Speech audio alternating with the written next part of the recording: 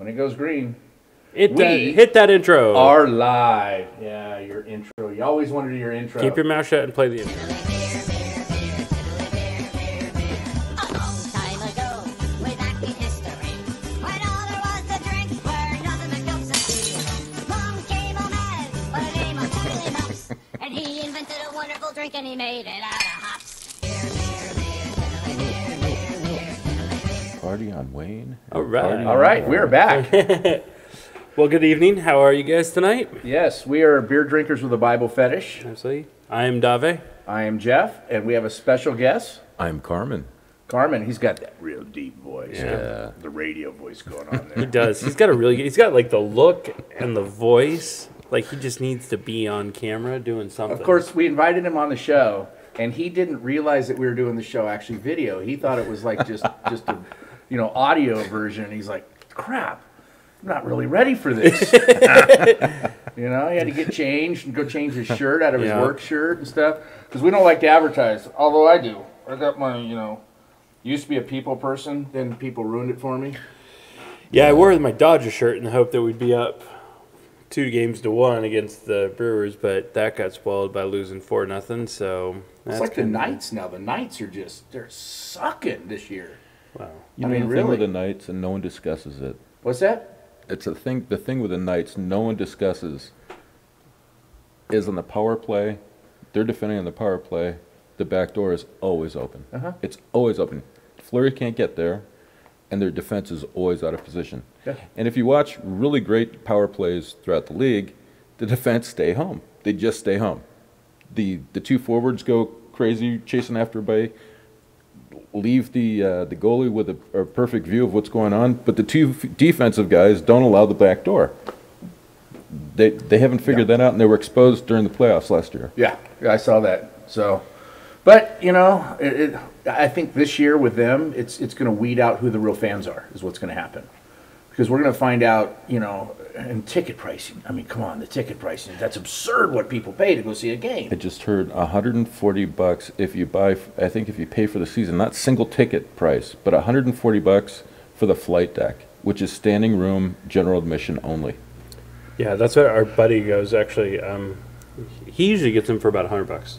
Yeah, like $100. Yeah, that's what he usually gets them for. I But thought he gets into a box or something. No, he says that's where he stands up at the top. Okay. But you know what? It might be a $40 because he says it's $100 for the ticket, but then you have a $50 bar tab minimum. That you get charged well, for. there you go. Yeah. So that would be the $140. Well, hey, So depending on the game. we are beer drinkers with a Bible fetish, and we brought Carmen on the show here. Online, we're online, and we brought him on. We've talked about it in the past that we had a couple friends that were of the Muslim faith. We wanted to bring them on to sit and talk about it. But before we get into that, since we are beer drinkers, we're going to crack some beers open. And special note, can I out you? You can out me. I can out you. Can out So me. Carmen here is going to break his diet Yes, for some beer. for some beer. Beer's always worth. I'm not going to breaking out the type of diet. You can do that. Keto. Keto, baby. There you go. He's Keto. one of the keto But you've people. lost how many pounds? 60 pounds. Dude, Yeah, that's dude. awesome. Since That May- that deserves Do we to got be on an that. applause on here somewhere? Since May Somewhere, dude. 20th. There's like 10,000 of them on there. Just pick one. Cheers. There we go. Hey. Hey. And if you notice, we have the sound effects board in front The of us. sound effects are back, everybody. Yes. So, all right, you want to get which I don't beer know do we what want to that do one first? Okay, we're doing a couple common ones, by the way. That's what Mike brought. So we'll Common. rate those. Although this is a once-a-year beer. So Jeff and Matt are the ones who do Rolling Rock one night, and I'm the one that brings common beer. At least it's Sam Adams, for crying out loud. Sam Adams Oktoberfest. All right. Thank you, sir. Yes. Yes. You are more than welcome. So, Jeff, here's your manly bottle opener. Yeah, you guys can use the... Carmen and I are civilized. We actually have You can use the women's bottle opener. Let's see. he calls it a women's. I call it a proper bottle opener. It's a women's bottle opener. Oh, we gonna get the beer pour? Oh, we got to do some beer pour gotta get here. the beer pour. Watch this. We got to hit the beer pour. Yes. So good. See, you didn't realize you were coming on a professional show, did you? I had no idea. I thought we were just going to sit around with a bunch of microphones and a computer and just No. nail out Just and chat. talk. And Just so you know, you may not be aware of this, we are actually on iTunes, Google Play, Spotify. Did we confirm Spotify? Somebody told me we were on it. Okay, so we did. So confirm we're on all Spotify. three of those, and now Spotify's one of those weird ones they don't tell you. we're on Patreon, YouTube, Facebook, along with that. And I just found us on another one the other day that Yeah, there's I some didn't even random know ones. existed. Some random video, something. We're on it now too. They just like pull our Yeah. How many feed. hits do you guys have? I don't know. We do. We're, Wow. we're not doing crazy. Like a couple of videos have gotten up to like 40, 50, but usually it's about 20. So I know 1,000 that's on you. No, or 20, hits? 20. 20 hits. On Oh, YouTube. I don't see the iTunes numbers. He does. So I Yeah, have we no don't. idea Yeah, what the iTunes a whole bunch of downloads. We do get a bunch of downloads, a bunch of Okay. listeners. So we're getting most of our stuff is iTunes. Yeah, that would So be the so they majority. won't see you, but they'll at least hear you. They'll hear on you. You're iTunes. gonna have to market this right. We're trying. So Jeff, my marketing guy. yeah, Yeah, I know. So we've been marketing it and getting going. We're on show episode number 19, I think, tonight. So That's Yeah. beautiful. yeah, we're on episode 19. The crowd's going. We do have. We'll bring it up later and talk about it You'll more. hear all about our Patreon. Not account. Patreon. Our GoFundMe. Oh, sorry, it's our GoFundMe. We Well, no, got- because remember we were going to donate the Patreon to that too. Yes, we're donating the Patreon to the GoFundMe too. So the goal. So Jeff here wanted a jet, right? Like you hear all these preachers who want jets. Yeah, I want a jet. So he wants a jet. I told him we can't. That's not happening as long as Jeff we're can't friends. fly in a normal demon tube. no, I want a jet. dude. No, No, he he's a can't. He private can't jet. sit in Southwest Okay, and if have all these demons in the demon tube. You're right. You're right, because you've heard these pastors, right? Because when you fly up there, you Hey, know, real you're, quick, we need to cheers and do it. We need to sorry, sip yeah. this. Salud. we are beer drinkers. Yes. We haven't had a Cheers. sip of the beer, so we did the pour. I've actually had this many times. This is actually my wife's favorite beer. Is it really? This is her. She waits Ooh. for this to come out every year. That's you know, actually really good. After a bottle of Pinot Noir, this is quite good. You just outed us, Yeah, so you might as well put the bottle up there now. yeah. We have. So okay. everyone, full disclosure, the We reason had- Jeff is slurring his words, we decided We're not slurring my words yet. he was. I am. We just so Keto Boy over here decided he was going to bring a bottle of wine to stick to his keto diet. Yes, And instead of sticking to it, we downed it in 4 minutes. yes. We just passed the bottle on. We didn't have We did. glasses yet. No, We just drink it the drank out of manly the way. bottle. Mom and Dad, I'm sure you're so proud. We say that every week. Yeah. Yeah, Dad, if you're watching, you know, It's just kind of the way it goes. just kind of happens. I also brought a beefsteak and ate before I came, so I'll be okay to drive. Yep. Yeah. I ate before, we had a beefsteak. We got so pretzels too to kind We of do. dry it out. So we do pretzels. We do think ahead. We are do. responsible. We do. It's We all have Uber accounts if it goes too far. Yeah. This is a religious show after all. Granted, Sometimes. I've got to run hills tomorrow morning. Yeah. So that's gonna. How many suck. miles you running today now? 8? 8 miles on So I did Sunday was 8 miles and then 5 miles during the week. So you're down 60. You're down like 40, 50? 50. I'm I down think I 50 put from it the beginning on. of the year. Jeff's found it. Yeah. I Jeff's found just it. taking what we're losing. But I did do a 55-mile race a month ago. Yeah, he did walk. You're a beast. You I did really a are. I mean, 55-miler with a 30-pound backpack. it's just stupid what you do. It's That's what At most least people we're say. not alone. Like he's crazy. he is. He really is. Well, It actually, I was- don't know if he's crazy. That might be actually like complimenting him. I like the word you use. it's stupid. Stupid. I actually flew to Denver to do this. Uh-huh. In the hills at high altitude, I did 55 miles with a 30-pound backpack. Would your wife say that was stupid? She just thinks I'm nuts. Yeah. Yeah, Yeah. she just flat out says I'm crazy. So alcohol. I mean, not alcohol. Oh, no, they drink while Oxygen deprivation. 55 miles and extra weight. You should have seen the blister.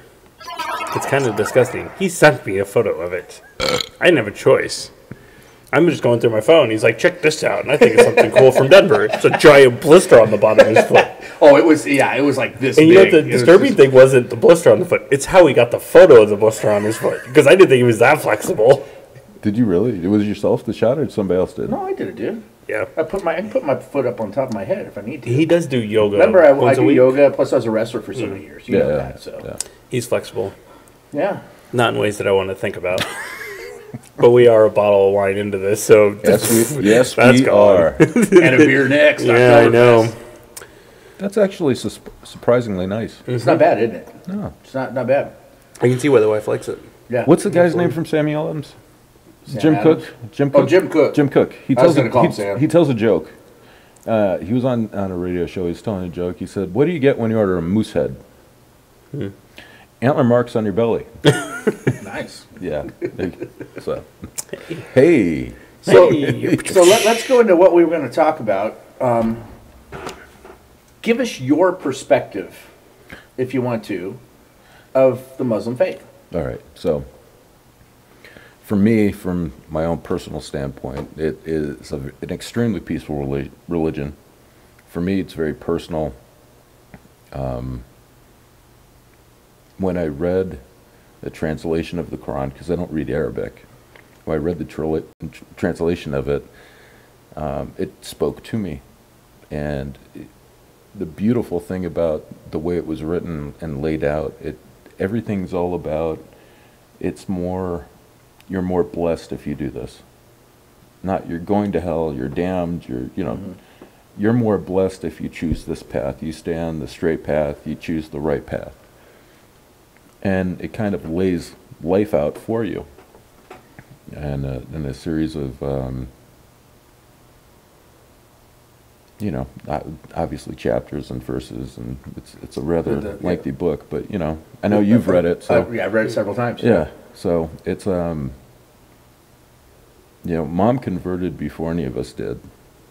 Wow, Yeah. so really? Yeah. Oh, I didn't realize that. Okay, Yeah, we weren't born into. I wasn't born into this. Oh, I didn't know that. Yeah. I always thought you were raised that way. No. When Okay. when I was going to school with you, I was Presbyterian. Oh, Yeah, I was baptized Catholic, okay. and You later know, on, I've heard there's more ex-Catholics than there is actually Catholics. well, I mean, I'm not even going to touch that one, but I've heard that. Yeah, so I don't know how true Catholic, it is. But Presbyterian. no, I was baptized Catholic. Dad was a Roman Catholic growing up, Okay. and we were baptized Catholic, and never really practiced. We're practicing Catholics, did Yeah. Christmas and all the pagan type holiday type stuff, and then a Creaster. yeah. I call them Creasters, Christmas and Easter. Yeah, That's pretty much when you go to church. Yeah. and we didn't even go to church then. It was just, Oh. we because we were celebrated. moving. We moved around when I wound up in Anaheim. I was like 8 years old, and we'd moved 11 times by that. Wow. Yeah, because every time Dad got a promotion, we picked up and left. It Because was, I didn't meet you till high school. Right. We knew each other. Junior, we met new in elementary school. Elementary, Rio Yeah, Vista. Rio Yeah, Vista, I think, but yeah. yeah, Rio Vista. So, in That was high school, That was what, 10 years ago? yeah, 15 years Yeah, ago, maybe. Max? just maybe. So I was 18. Mom had converted when I was 16, and it Okay. took me a little bit longer to come around. And she gave me this book and said, "I just want you to read this. I don't want you, The Quran. translation of it, Okay. English translation of it. Just read this, and if it makes sense to you, great. If it doesn't, no problem." Yeah. And it made sense. And I formally converted when I was in Chicago on a visit when I think I was 21 or 22. Oh, wow. And I've been trying to practice ever since. Yeah, I was going to say, because I don't remember.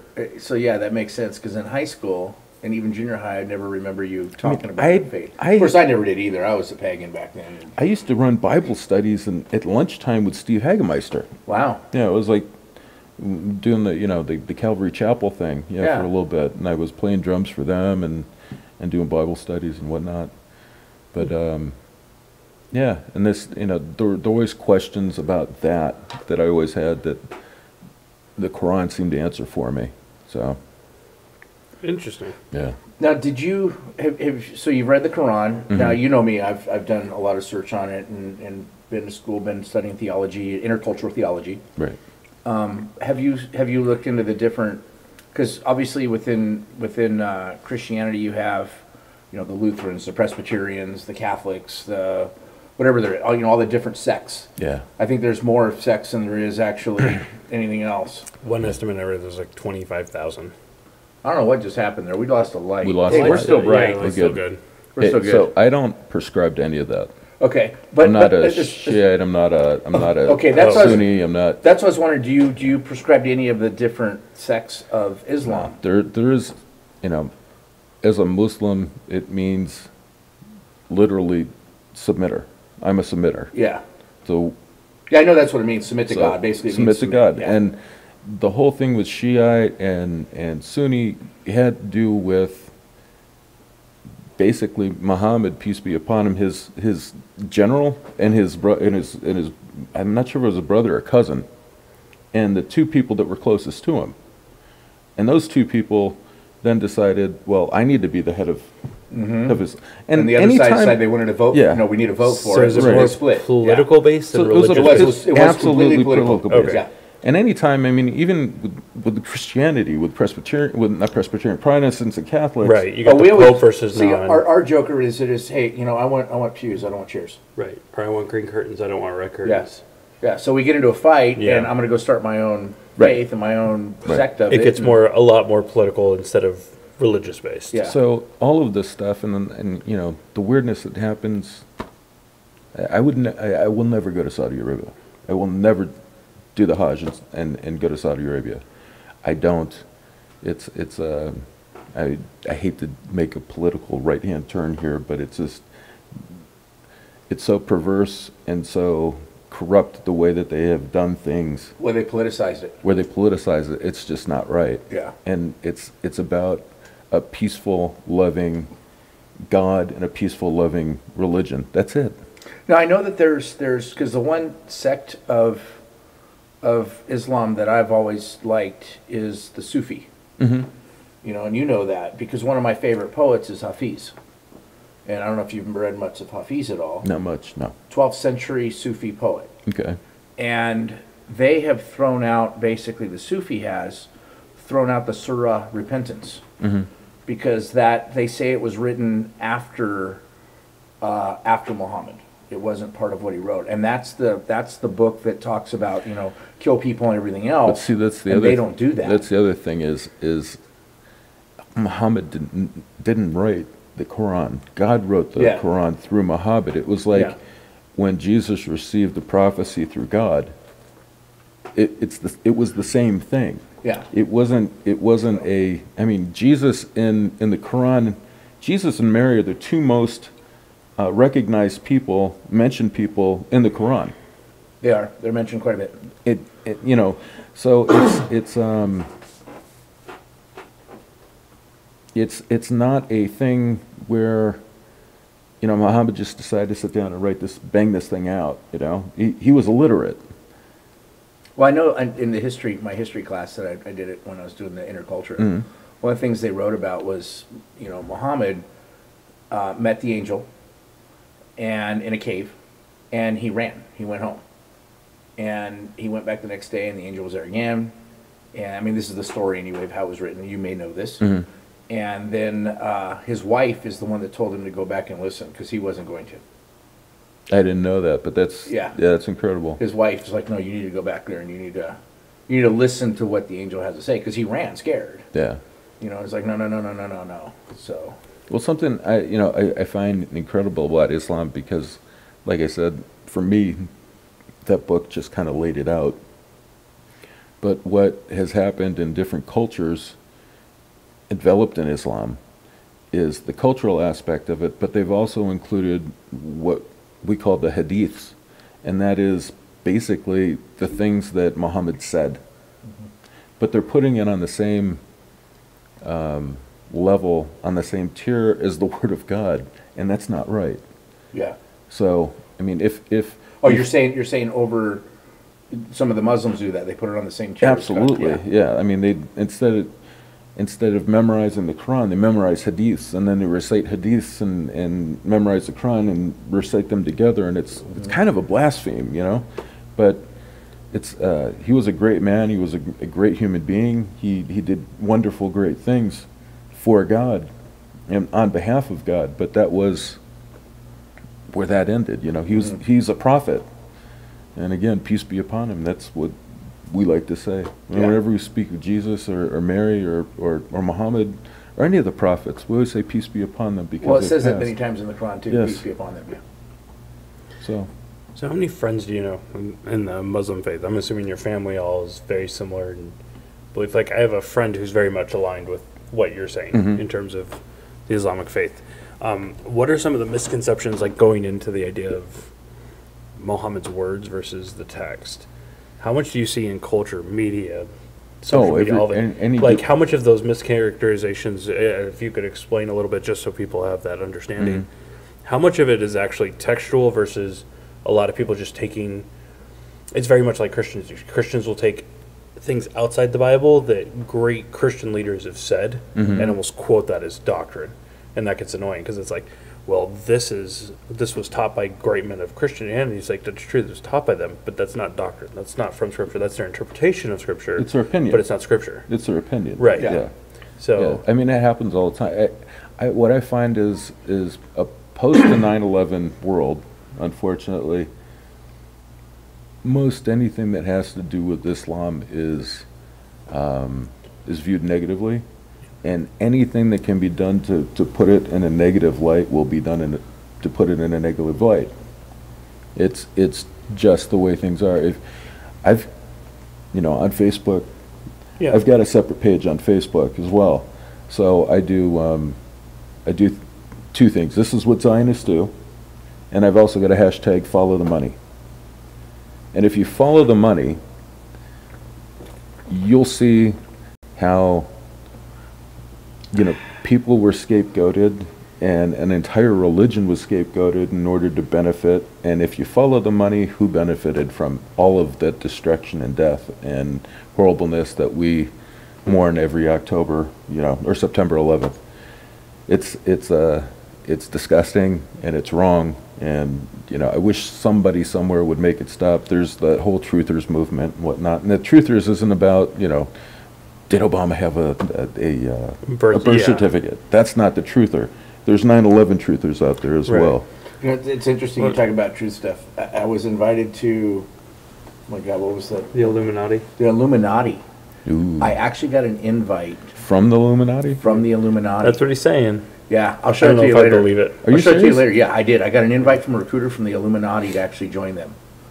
And I responded to the guy just a little bit ago, a couple days ago. I just said, just tell me more. That's all I said. Just tell me Tell me more. more. Just to see That's what funny. it's... Because I've actually... I mean, I know a lot about them. And I know kind of where they stand and everything else. And I mean, they're kind of nuts. Yeah. But it is kind of interesting to look at some of their beliefs. And, a lot of it's stuff we make fun of, like where religion's becoming very politicized, where they're just doing that. They don't believe in a religion that has become so dominant it controls your life.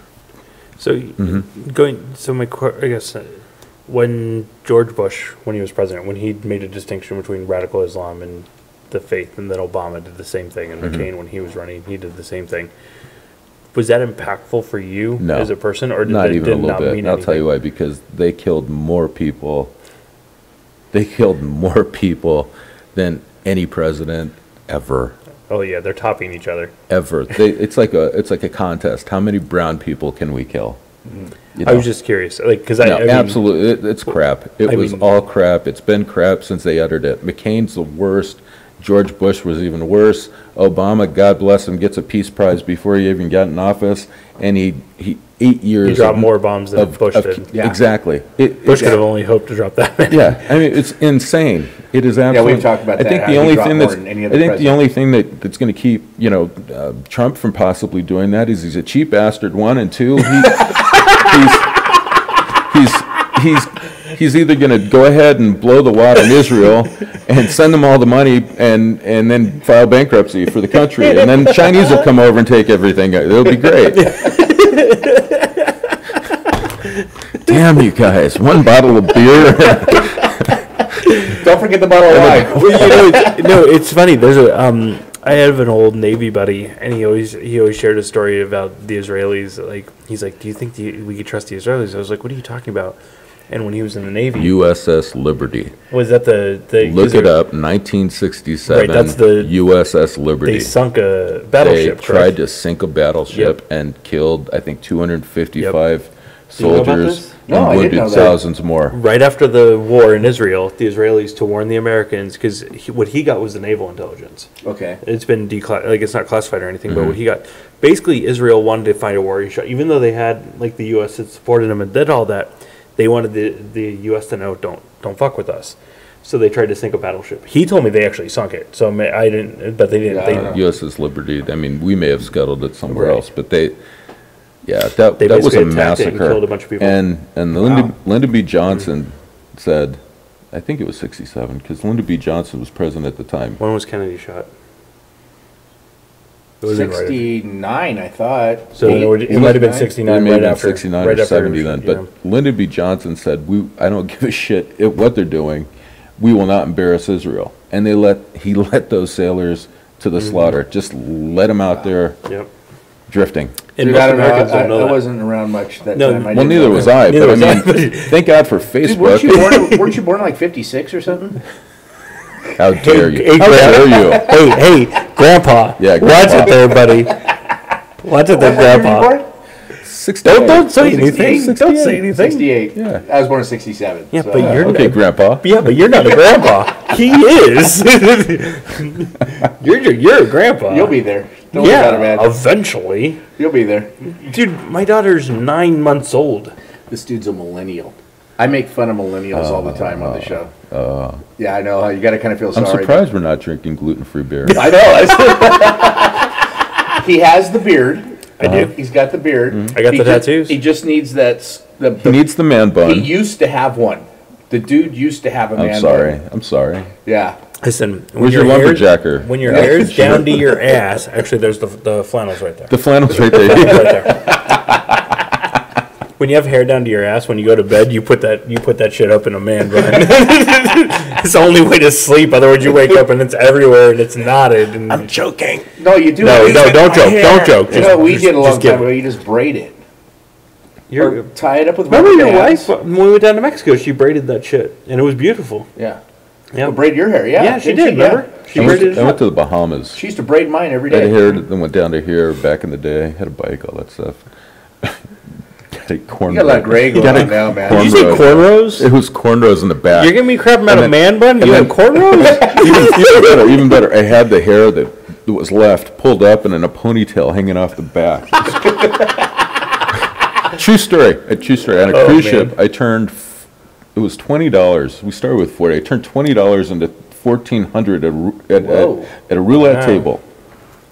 So we paid for the cruise with that and had money left over. And God, the woman I was married to at the time, God forbid we put any money in the bank at all. We had to blow that too. So Yeah. we rented a car and drove up to Orlando.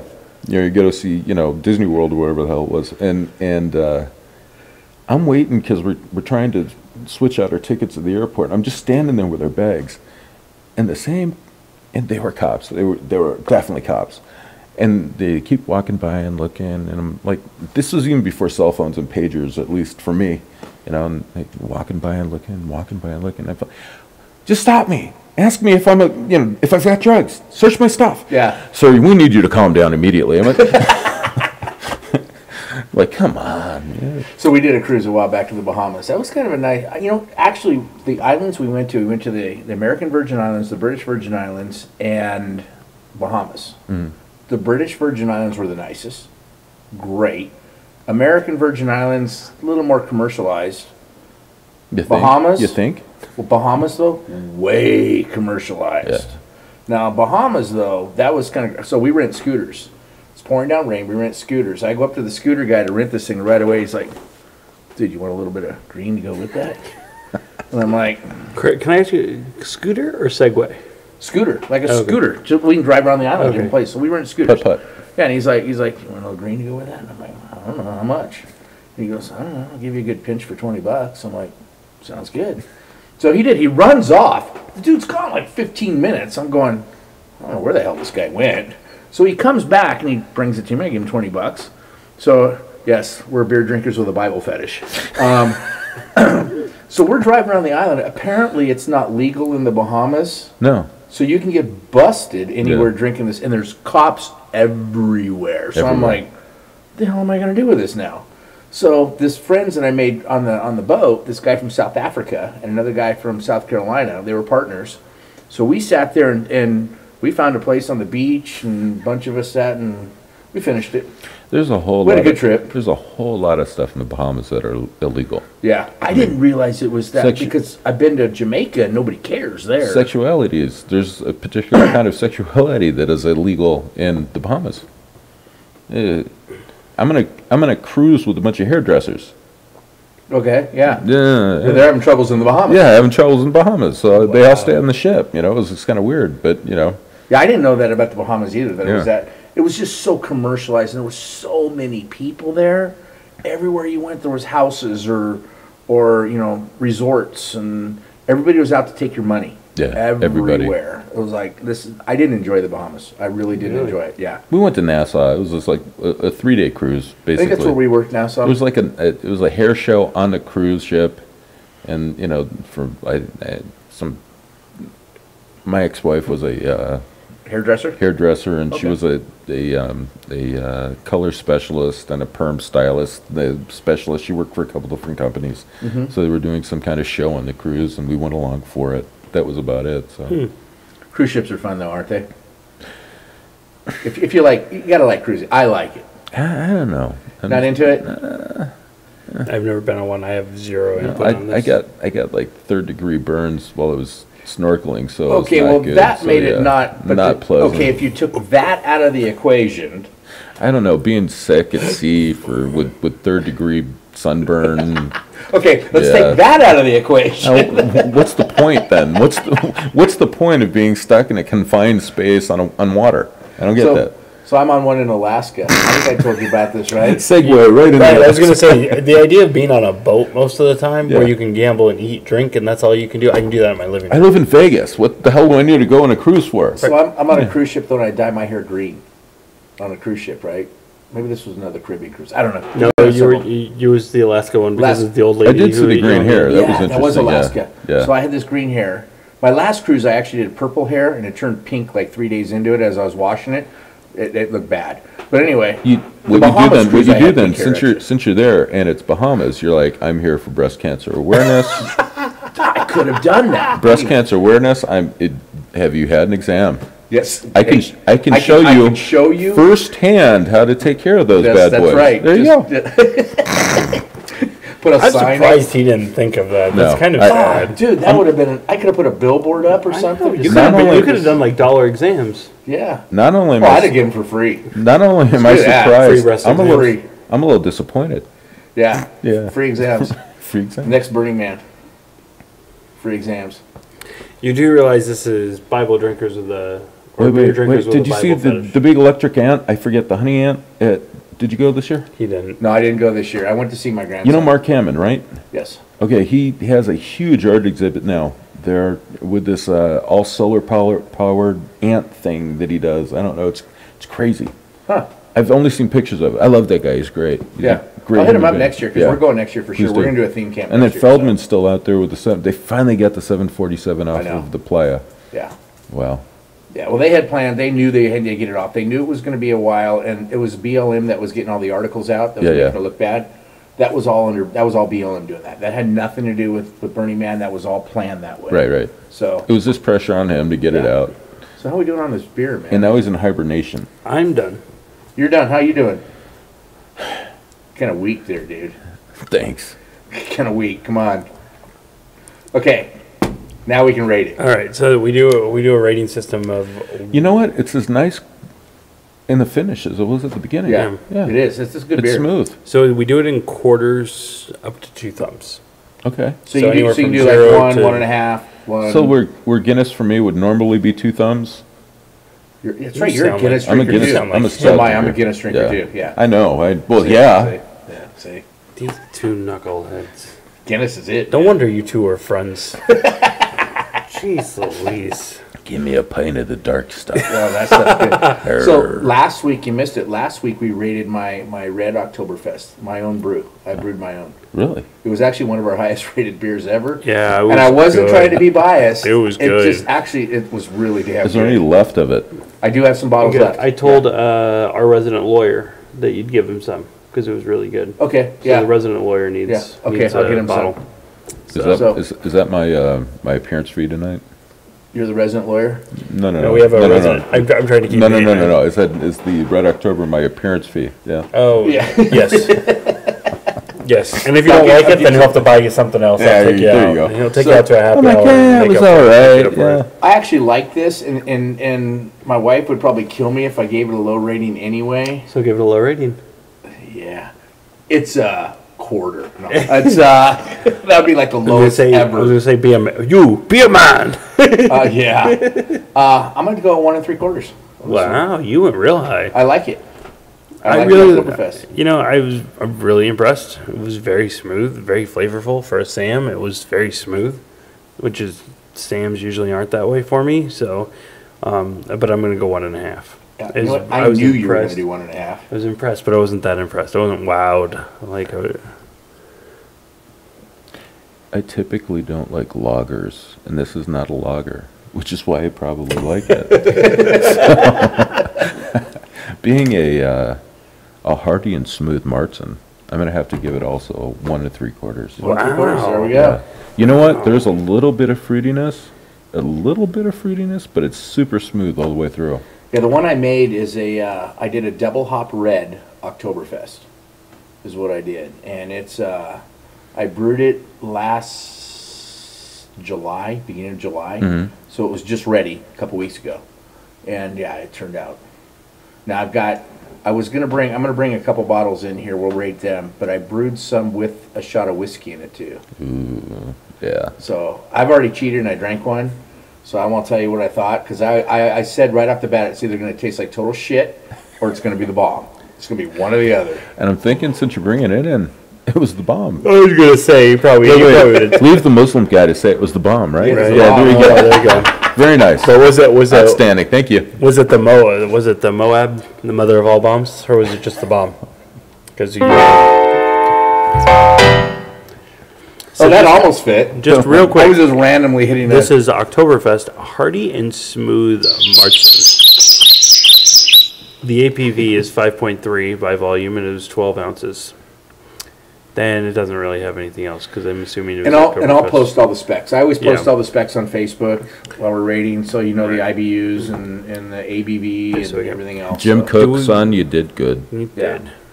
So, Do we want to cut that thing open? I think I do. oh, we're having some. Okay, and our next beer. Oh, we might as well wait. Whoa! And then there was light. And then God said, "Let there be light." I grab a beef stick, a hearty summer beef sausage. A beef stick. And the lights go on. Let there be light. And there was. Yes. And it was good. Okay, we were talking about it last week. Get this. You'll get a kick out of this. Only on a beer show So can you you know- mix a sexual reference with God. Okay. Okay, so Carmen, so you know the fall of man, Here's right? Adam and Eve, fall of man. We know the story, right? So we were talking about it last week. We were talking about it tonight. It's just funny as hell. Okay, get this. So we have Adam, who's wow, Afraid. dude. I'm really afraid. Laugh all you want. I'm not that drunk. Dude, you know I'm Here, let medically, me do that for you. Here. you know I'm medically trained. Yeah. Wow. Hence the search and rescue flag that's sitting by my Oh yeah, by the way, yeah. For all of everybody you that are wondering about the disrespectful flag, we're trying to upset as many people as possible, so we have Thank a you. unpatriotic flag, but the orange stripe is for search and rescue. It's search and rescue. So for all of you who are like, oh, blah, blah, blah, political this, political that, eat it. Yeah. I forget beef what I was stick. talking about, man. You like totally distracted me. Oh, I'm sorry. I don't even remember now. Here you go. Too bad. You were Eat talking about beef the next stick. beer. There you go. Have a proper. Oh, I started into the next Oh, beer. there it goes. Okay, there you go. So I tried. I think you did. Yeah, all right. our next beer, Mikey brought this one. We're doing a Blue Moon Somebody's had a little too much drink. Harvest Pumpkin Wheat. Not yet. Okay, Mike. We're doing a Harvest Pumpkin Wheat. So we are sticking with the autumn theme going on here. We've got the Oktoberfest, and now we have a pumpkin wheat. So I suppose we're sticking with that. We'll hand You that kind of over. lost me at Blue Moon and Pumpkin. That's kind of because it's kind of orange normally. Blue Moon, isn't it? It's just Blue Moon. You know what though? You might try this and go, "This is like the most awesome beer ever." Maybe. Maybe not. I don't know. Mom's a little excited about the pumpkin. I can tell right through the speakers here. So we rated one 2 or 3 weeks ago. I still remember it. It was Pico to Mexico. Ooh. It got the highest rating on our show, and we didn't expect that at all. Pico to Mexico? Pico to Mexico. Is it tomato beer? No, it was a jalapeno lager. Yeah. Oh, well, that sounds amazing. Actually, it was jalapeno cucumber lager. Yeah, it was the That cucumber. even sounds better, was the cucumber part of it. Yeah. Because we sold Ballast Point, what was it? The habanero,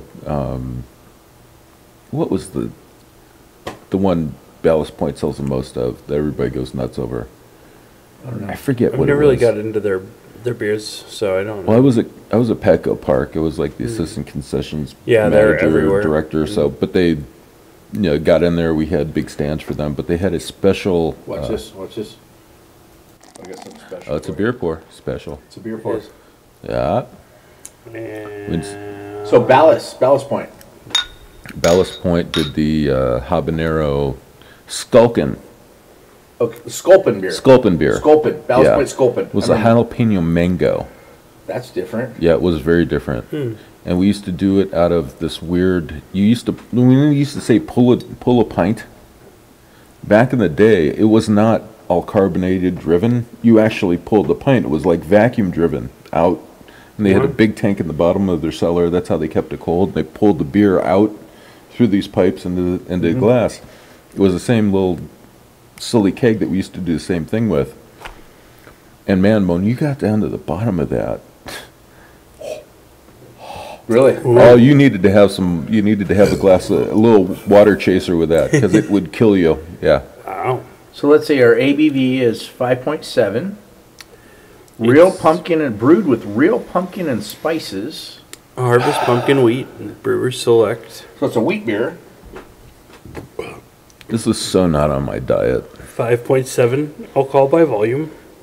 You gotta have a cheat day every now and then. The cheat days are more now than often than not. Dude, you're down 60 pounds. You're doing awesome. Yeah, there was a podcast I listened to with two nutritionists, and one of them was like, I'm gonna pass right off the bat. Yeah. wow. This is Yeah. kind of sweet. Well, nah.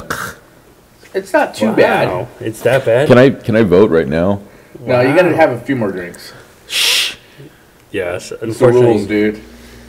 We have rules on the show. But listen, we haven't drank PBR yet, but we got Old Milwaukee and PBR. We still got to get through. We got to down the whole thing. We So- actually did you- PBR wheat or PBR No, we did the PBR Punk Rock Bowling. It was their American Ale. American Ale. That's We the actually- way to do it. If you're gonna not drink Guinness, you drink PBR. Well, see, I'm not a PBR drinker, but we did PBR Ale, some new one that they have. It actually wasn't that bad. So him and I went to Punk Rock Bowling. So we did our show because it was on Monday night.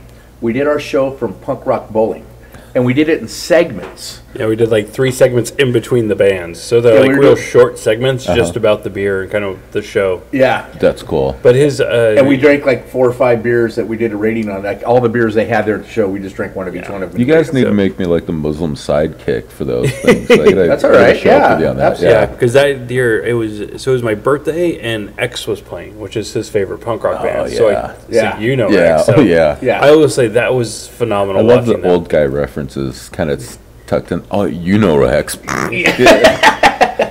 You're a geezer. The funny thing He is, has a like, good way of X, doing that. He X is does. like one of those bands that, like, from punk rock, like, I knew the name, but I never, like, wasn't super familiar with the music. But it was, like, seeing them as old as they were, like, the girl was the only one who was just, like, you could tell she was hurting. She was fucking wasted. She was during the- hurting. wasted during Man, the show, Same. man. But- Same. Yeah. She was gone. You know what? My time at the Doll Hut, and then that fell apart, and then it became Linda's Doll Hut. But when it became Linda's Doll Hut, that's when bands like X and all the rest of them, she got all of these guys to come in and play, and it was just amazing. And she always made sure everybody got paid. They didn't make any money on anything. I don't know how she ever did it, and I don't think she really did. Everybody got paid, and she was the last one to take care of herself. And it was like You know, back- but that back- was the time it of punk was- rock, like, I read about, and Yeah. that was, like, it was DIY, it was self-funded, it was community-based, like, there were those It values. was all community back then. I got, All I got the community. tail end of all of that. Like, I Yeah. literally watched all the DIY venues in LA die.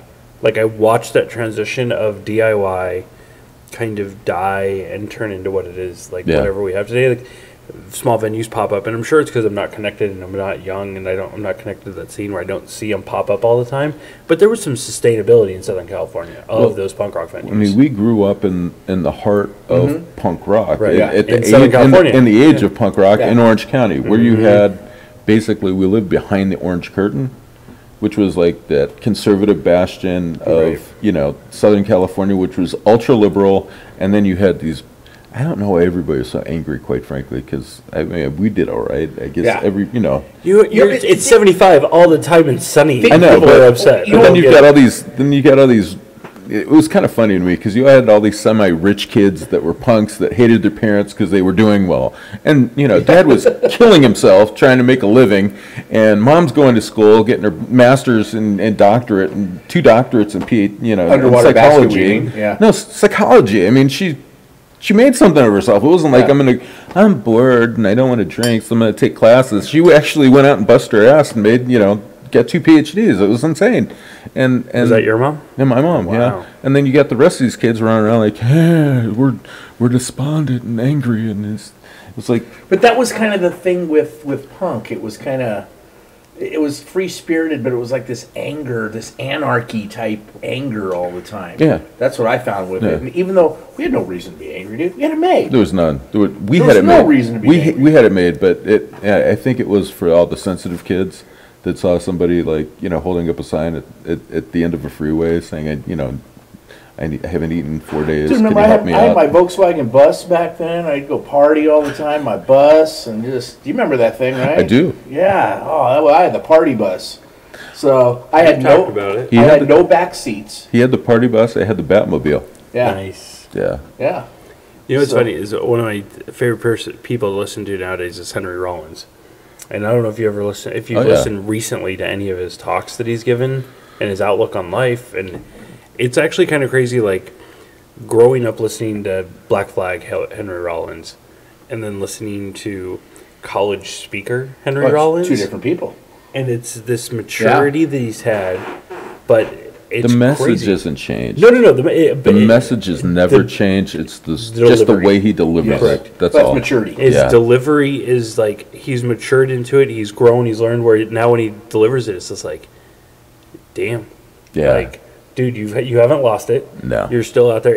Watching his college speeches, like the when he talks to these college kids. It's actually been kind of cool because these kids get up there and they're real passionate about politics. And he's like, I remember he was talking to this one girl. I was like, pick one thing. Just pick one thing you're passionate about and go change that, and you'll change the world.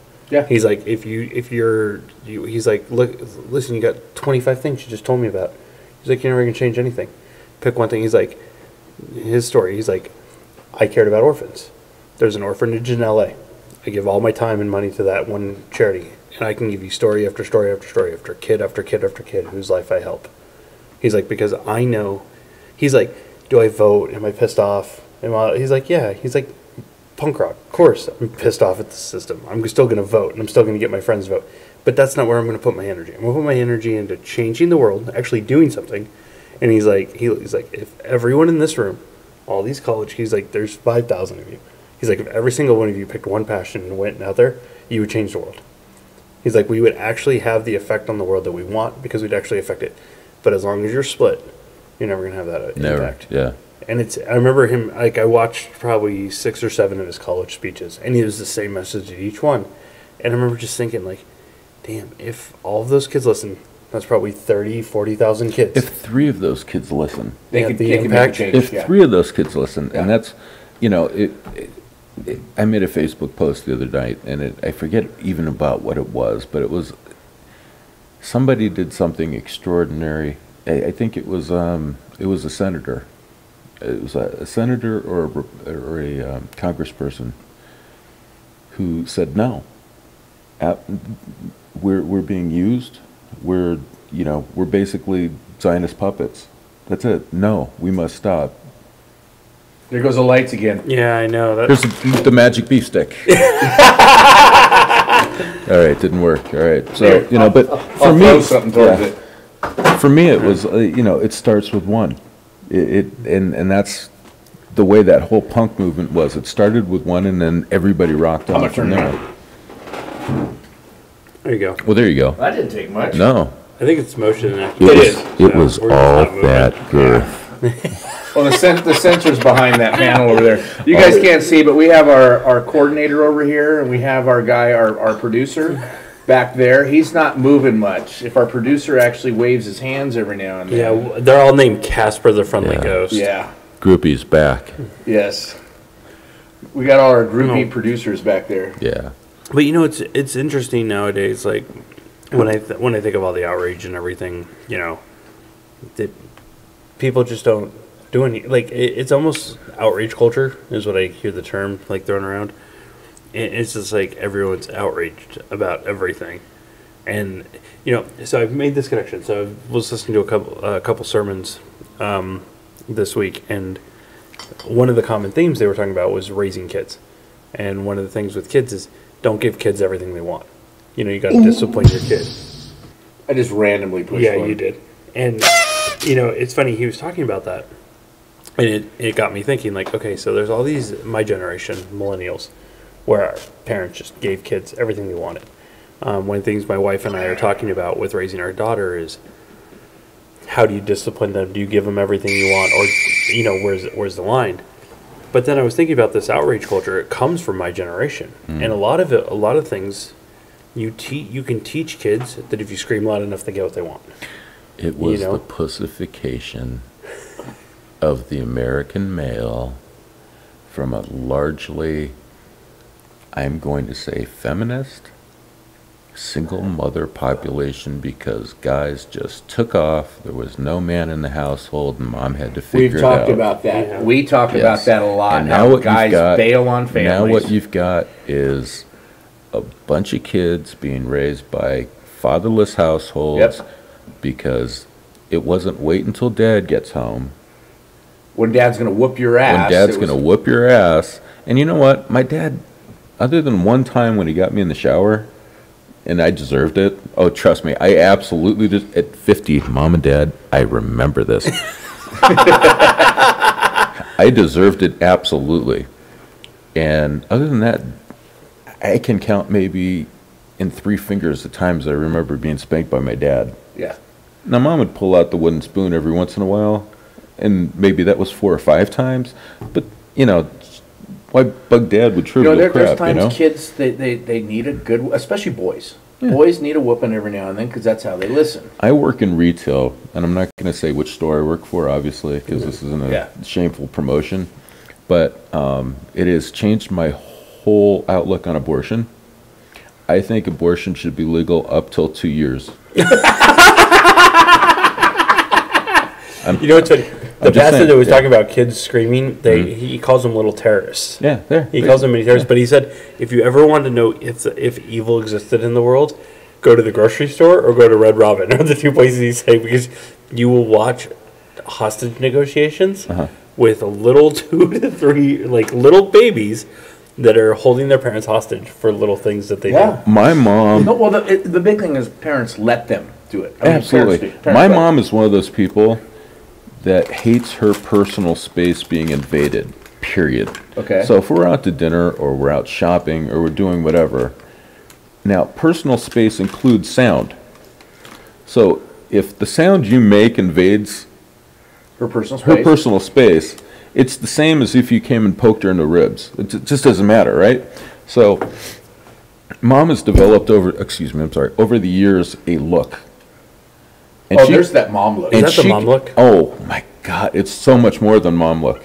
It is the I will gut you like a fish look is what it is. Whoa. So she looks at this kid across the room, and this kid's losing its mind, and all she needs is eye contact for a half second. And she looks at that kid, and the kid just stops. Like dead, stops. And the parents are like, what the hell's going on, right? And she looks at him, and then she just looks away and continues what she's doing. Because There's a look moms can give. Remember the old Eddie Murphy routine, the shoe? Mom would just like, you're sitting there screwing up, and all of a sudden a shoe hits you. What the hell? I mean, that was the mom look for, you know, if you gave the mom look, it was a mom look or a shoe. it's shoe, yeah. Yeah. You never heard that? The beautiful Eddie thing, Murphy? Yeah. the beautiful thing was us is we were at the grocery store and we'd misbehave or do something silly, Mom would never discipline us in front of other people. Mom didn't have to. In public, she would never disrespect us or make us feel that way, Yeah. even though we were disrespecting the family at the time and acting the fool out in public, right? So all she'd have to do is stop and look at us, and we knew that was it. There was, you can either continue the charade and Or when we get home. or when we get home, Yes. there will be repercussions for your actions. My daughter, when she was 2.5, 3 years old, she can speak. She knew what she was doing, everything else by then, right? We're in an Islands restaurant down in Orange, and she's acting up bad. And I'm looking at her going, would you like to go outside? And my son, who's older than her, 4 years older, 4 or 5 years older, he's looking at her going, you don't want to go outside. Don't go outside. Don't go outside. And she's going, I want to go outside. And I'm like, are you sure you want to go out? And she's like, yeah. And Brian's looking at her going, no, you don't want to go outside. Because I wouldn't discipline him in front of other people. So okay, let's go. So I pick her up. I took her outside. She got a spanking. She remembers this to this day, kind of like you. She remembers it. She remembers her being out of hand. She remembers going, all I wanted to do was go home. I didn't want to be at Islands. I didn't want to go. And it's like, you're 2.5, 3 years old. You don't get a say in this. Sorry. There's two instances in my life. I mean, two I can remember. One when I was like 10 or 11, but one when I was much, much younger. And I lost myself in a restaurant, much like your daughter. I was probably about that same age, and I would not stop. And Mom gets up, takes me out to the car because we had just gotten our food. She didn't want Dad to eat cold food, so she picks me up, takes me out to the car, puts me in the car seat, sits in the car. When Dad was done, he came out, sat in the driver's seat. Mom went back in. They had heated her food back up. She ate her food. He had paid already. Wow. Yeah. And we left. I'm like... Second time, we went to Rusty Pelican. Okay. I'm probably 10 or 11. And I was in that phase where all I wanted to eat was hamburger. And we're going to a Rusty Pelican. I mean, this was kind of a big deal, right? Yeah. Rusty Pelican. It's a nice restaurant. Yeah, it was a nice restaurant. place. It was either... I'm not sure You if it was remember that, right? Down towards the beach? I know that name. What beach? That was Newport, wasn't Well, it? I was gonna say Newport. No, this Newport. was actually in Anaheim. So it might have been, I forget. I think it was the Rusty Pelican at the time. Okay. All right. But there was a restaurant it was before that. But they had rack of lamb and prime rib. and Nice place, yeah. Very nice place. And you got dressed up to go there, and it was very special. And I only wanted to eat hamburger. And they would not let me order a hamburger. Because it wasn't on the menu. But they would have, they could have done it for a kid. They wanted me to order adult food. I didn't want to. And they're like, okay, well, you order you got nothing. out of hand. You get nothing. No, I didn't get out of hand. I did nothing. I ordered nothing. Yeah. And I sat there while they ate all this wonderful food and got nothing. And then I decided after the fact, well, maybe I want to order something. And they're like, yeah, no. Yeah, too late. Too late. We're done. Gotta go. Well, can I have no, you can't have dessert. Hey, they didn't mind. They saved money. Pretty much. That was And- probably a and it was like- $67 rack of lamb. That And it they was like had to spend 15 on. or 16 years before we went back to the Rusty Pelican. Yeah. No, not the Rusky Pelican, Mom. The Rusty Pelican. I can say it. So, Oh, is that what you called it back then? The Rusky? the Rusky Pelican. The yeah. Rusky. And, So it was owned by Russians. I was going to say the glories of growing up under the Cold War. Yes. I'm telling you. Yeah, those are the two Yeah, we had things, the Cold War absolutely. growing up when we grew up. That was Absolutely. Remember the sirens and stuff and diving into your desk? We used to do That those. was such stupid crap. I'm sorry, if there's a nuclear war, what the hell is diving I under always thought a that too. desk? Yeah, we actually do those air raid sirens, and we would practice diving under our desk when an air raid siren went off when we were kids. We had more drop, tuck, and roll. Yeah, that kind put of your- thing. put your- yeah, for put- the earthquake stuff. Yeah, I was going to say, there's more danger in California of earthquakes than Yeah. anything Yeah. else. So, I But then remember it both. did get a little weird with both Reagan and Bush. Those years were a little with that, were a little end of the weird. Cold War. With the Like, Cold War yeah. stuff. When it ended and stuff. Yeah. Yeah, it's kind of a shame. Mr. Gorbachev, tear down that wall. Hey, it came down. It did. It did. It's amazing how much punk rock music that I listened to in the 90s was all about Reagan and the Reagan youth and just the hatred for Reagan. And the reason why I hate you two now is because Bono came out years later and said, Reagan was right. trickle-down economics really does work. See, I don't like Bono because he turned political. Period. That's why I don't like him. Well, here's the I deal. stopped listening to his crap. Bono was political from day one. Why? He was a punk rocker, Yeah. and it was all political. Yeah, but it was all Irish stuff. It was. Stay out of the It's American all stuff. Irish stuff. It's what do you mean? It was all political, anyways. It was all political. I was okay with the Irish stuff. He's Irish, man. Go stick with that shit. Stay out of our politics.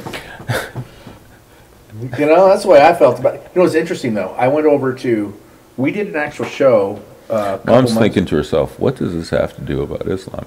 And truthfully, for everybody that's out there listening, the 20 or 40 people that are going to download this thing, I think basically the theme of the show is right now is I'm not really, even though I'm a Muslim, I'm not any different than any one of you guys. Yeah, and that was, I mean, going back. That was our point, That was the actually. main point. Yeah, Like, I love you guys. I care about you guys. I care about the world. I want everybody to be. And see, good. that was actually one of our points, me knowing you Yeah. and having you come on. It was just like, you know, to give that other perspective. That was one of the... I was gonna say my buddy who I go over to his house, like he's a Muslim very similar to you in terms of belief, faith, and the way he lives his life. And that was kind of like I'd like to get him on the show, and eventually, hopefully, if you guys both want to come on, just Cool. you guys drink, eat. Like the only real big difference is during Ramadan he doesn't drink. No. Yeah. Like that's what he does his fast. He doesn't. It's weird. He depending on the year. Well, see, the is thing how is, he- as I had cancer, I recovered from thyroid cancer, and you saw me go through that. So, moving to a climate that is such as we have out here in Lake April, More you know, beneficial. yeah. it's a little bit more difficult for me to do the fast because Right. you're not supposed to be able to drink water at all, Right during the And then- sunlight hours. and then trying and rehydrate during that period. Plus, I have no thyroid. I've got no metabolism to begin to speak of, anyways. And I take a pill every day for the rest of my Right. life to try and regulate that. But I don't know what that would do if I had just decided to stop eating, you know, for 12, 14, Well, it's only 16 during the hours. day, though, right? It's from sun up till sundown. Yeah. Yeah. So you can still eat at night. Yeah, but it's like, well, it's okay. But with the It, medical it was as condition, it was as But with early as medical 4 issues, yeah. o'clock in the morning, when because it was summertime. Yeah, I that's mean, true, yeah. we had a little window of light here. I mean, there's people in Iceland who do. There was a couple they focused on them, and they've got 1 hour of sunlight. no 1 hour of okay. night basically. So to eat. To and eat. the rest of the time, they're starving. Yeah. They're starving the whole time. So it's like the 22, 23 hours a day. They're still cooking and making stuff, getting ready to break Break their bread. fast. And they can't taste anything, and they just wait. And sometimes it gets early and just sits there. And then, you know, they do their prayers, and then they break their fast, and then they, you know, clean up and try and consume as much water as they can. And it's like that. It's 33 days of it. So you're not just... And the guy doesn't sleep. He tries to find some sleep in the middle of that also, and it's like, what are you doing, you know? And God bless these people, because it's That's commitment it's absolute commitment. So or devotion. Yeah. I'm trying to think of a proper word, but well, yeah, commitment, you devotion, commit, yeah. it's All yeah, of it, yeah. all of it. Now, have you done, or do you plan on doing a trip to Mecca or anything? Because I know No, that's... you And, talked and I about that. told you about the Hajj, and I won't do it. Okay. I will not do it. Okay, because I know that's a big thing for a lot of Muslims to do that trip to Mecca. Well, it's one of the pillars of Islam, basically. yeah, I mean, exactly. and, you tithe. Yes. You give alms to the poor, and you know it's 10% of what you do is this. So it's a funny thing about Islam because they want you to be fiscally responsible. Mm-hmm. They expect you to take care of all your debts, make sure you have no debt, make sure you're living debt free and all that stuff. So once all that's taken care of and your house is taken care of, whatever's left you donate 10% of. So every year we donate to a particular charity we donate to, and throughout the year we donate things and stuff and whatnot. Yeah. But mom and dad and myself, we always cut a check out to a particular charity that we do. Mm-hmm. And my girlfriend this year for the first time, well, we've been together almost 2 years now. So when this came around, she said, I want to do it too, and kicked in, and she's not Muslim, which was very, very cool for me, That is because she cool. just, decided out of the kindness of her heart she wanted to go ahead and do this because she believed in the cause that we were donating to. You do that, you pray 5 times a day, and you believe in one God. And you make the Hajj. And the Hajj, unfortunately, has become not even a commercial thing or a political thing, but for me, I think it's an unsafe thing because of the political climate there. Oh, in And- Saudi Arabia. And even though Saudi Arabia is supposed to be the home of Islam, it's really not. It's controlled and run by Zionists at this point. When King Fahd was in power, yeah. But ever since he was assassinated and this family came into power, absolutely not. I would not go. And that took me years to figure out and follow. And you look at what's happening around the world right now. Now, is there still a lot of Muslims that you know of that are doing the pilgrimage? I mean, because being one of the Well, you know a lot of when you speak to black Muslims that Yeah. are almost Nation of Islam Muslims, the Muslims that have converted from jail and from Yes. those kind of Muslims, Yes. they absolutely feel the need to do that, but Okay. they have very little fear of anything. They just came out of jail. Right. I was You know gonna what I say mean? that- Yeah. So they have very little fear of being taken or snatched up or any kind of thing. yeah. I'm on Facebook every single day telling the world this is what's going on. That's what I'm trying to do. And I was doing this as a Christian without Facebook. I was trying to out what's happening in the world over there and what's happening from high school. So this has been kind of a thing that I've been trying to publicize since I was 16 years old. In Coach Cyrus's class, he just passed away, by the way. I didn't know that. Yeah, No, I didn't know that. He finally he had leukemia for I think the second round. How old is he? He was getting pretty old. He's getting pretty Change the old. subject on here. I'm sorry, but you knew him Yes. very well too, and they just laid him to rest on Saturday. So Sergio Alexander went down Okay. and represented us and whatnot. But yeah, I've been doing that since I was 16, and that's something that I've been very aware of. And the thing I'm talking about, so everybody knows, is I don't believe Israel is a legitimate state. I'll just say I don't believe it should exist. Now, am I saying Jews should be extinguished? No, absolutely not. They're an Abrahamic religion. They're part of the flow of our culture and our religious beliefs. And their prophets are my prophet as a Muslim as well. I don't believe that Israel is a legitimate state. I believe Palestine is the legitimate state. And I believe that things should go back to the way they were.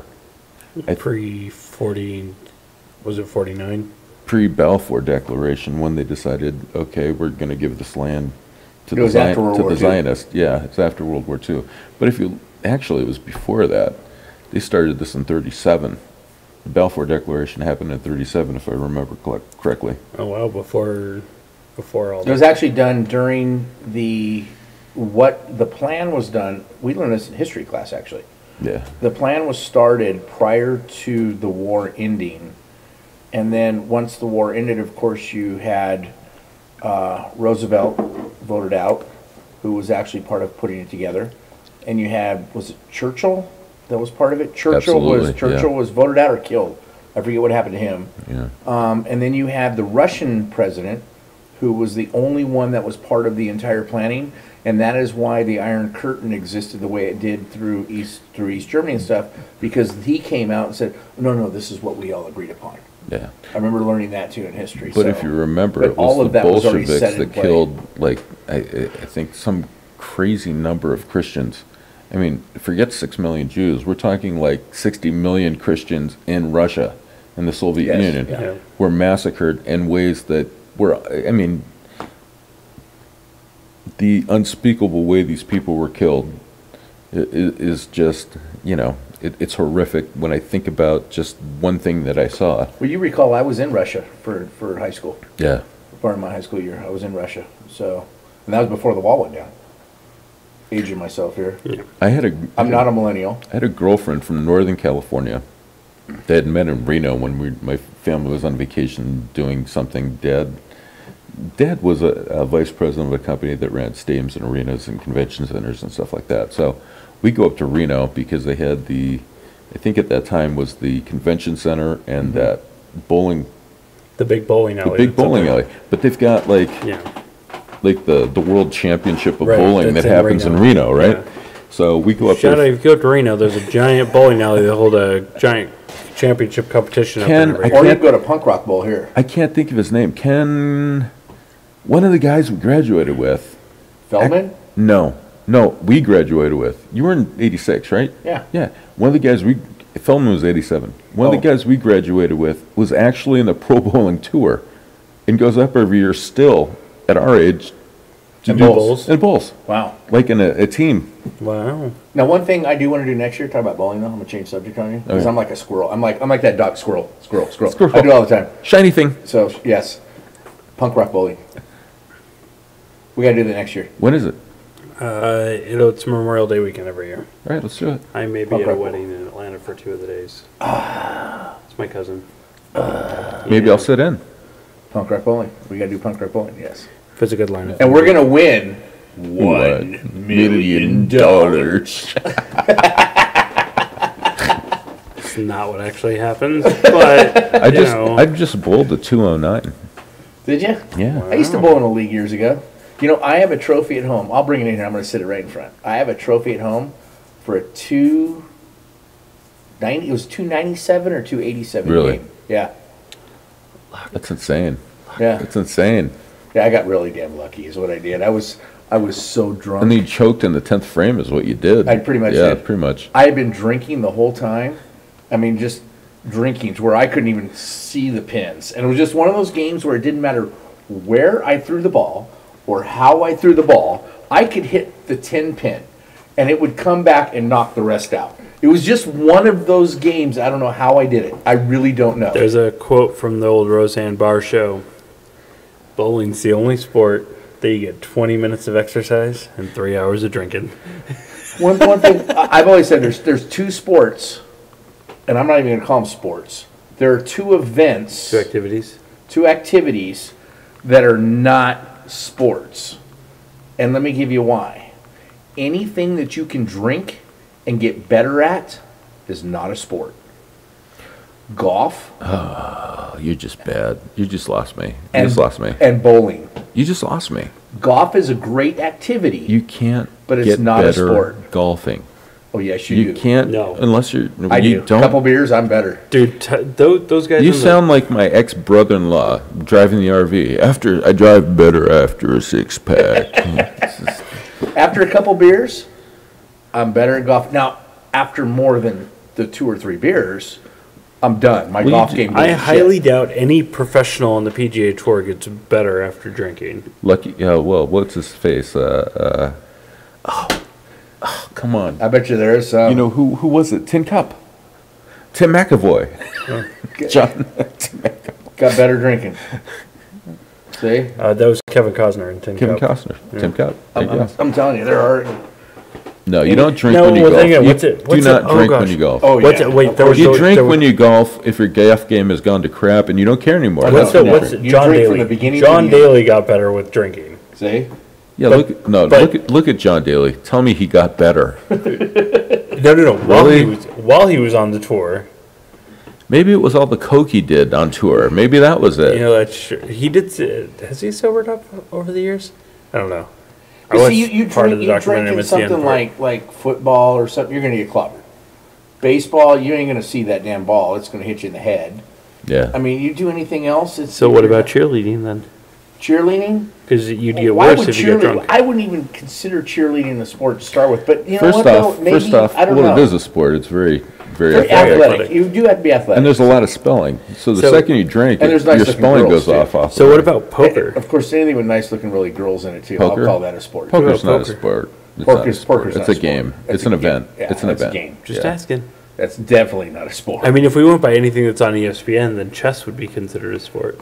You know, I watched cornhole the other day on ESPN. That is not a sport either.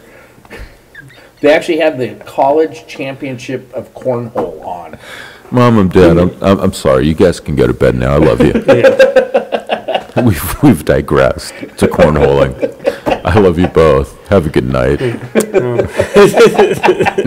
No, they're watching now going, Oh my what God. else are you What else are we into? gonna talk? So you played cornhole now, did you, Carmen? Huh? In our days, cornholing was just dirty and bad. Well, if we want to bring this back to a serious topic on that note, how many in terms of people, like, because I hear a lot about the peaceful Muslims, right? Would you say that's a majority in the West? There's some of them, like, I don't know how open you can I'm going be to go about. Kevin on you. What about you? What about you? What do you think? What do you think? No, I'm joking. Sorry. No, I'm just So- curious because, like, it seems like it would be very difficult to live that way in, like, the Middle East region. Like, a country like Turkey was going The that only way. reason it's very difficult to live that way in the Middle East is because we've got how many military bases over there? Oh, Dropping bombs on a continual basis, expanding their That's a- regime. that's a and, topic I would and- love to tackle because and- I hate all of that shit. and their But, empirical crap Oh, yeah. and stealing resources and gold and oil, because that's what God is to them in power, gold, oil, and dollars. That's it.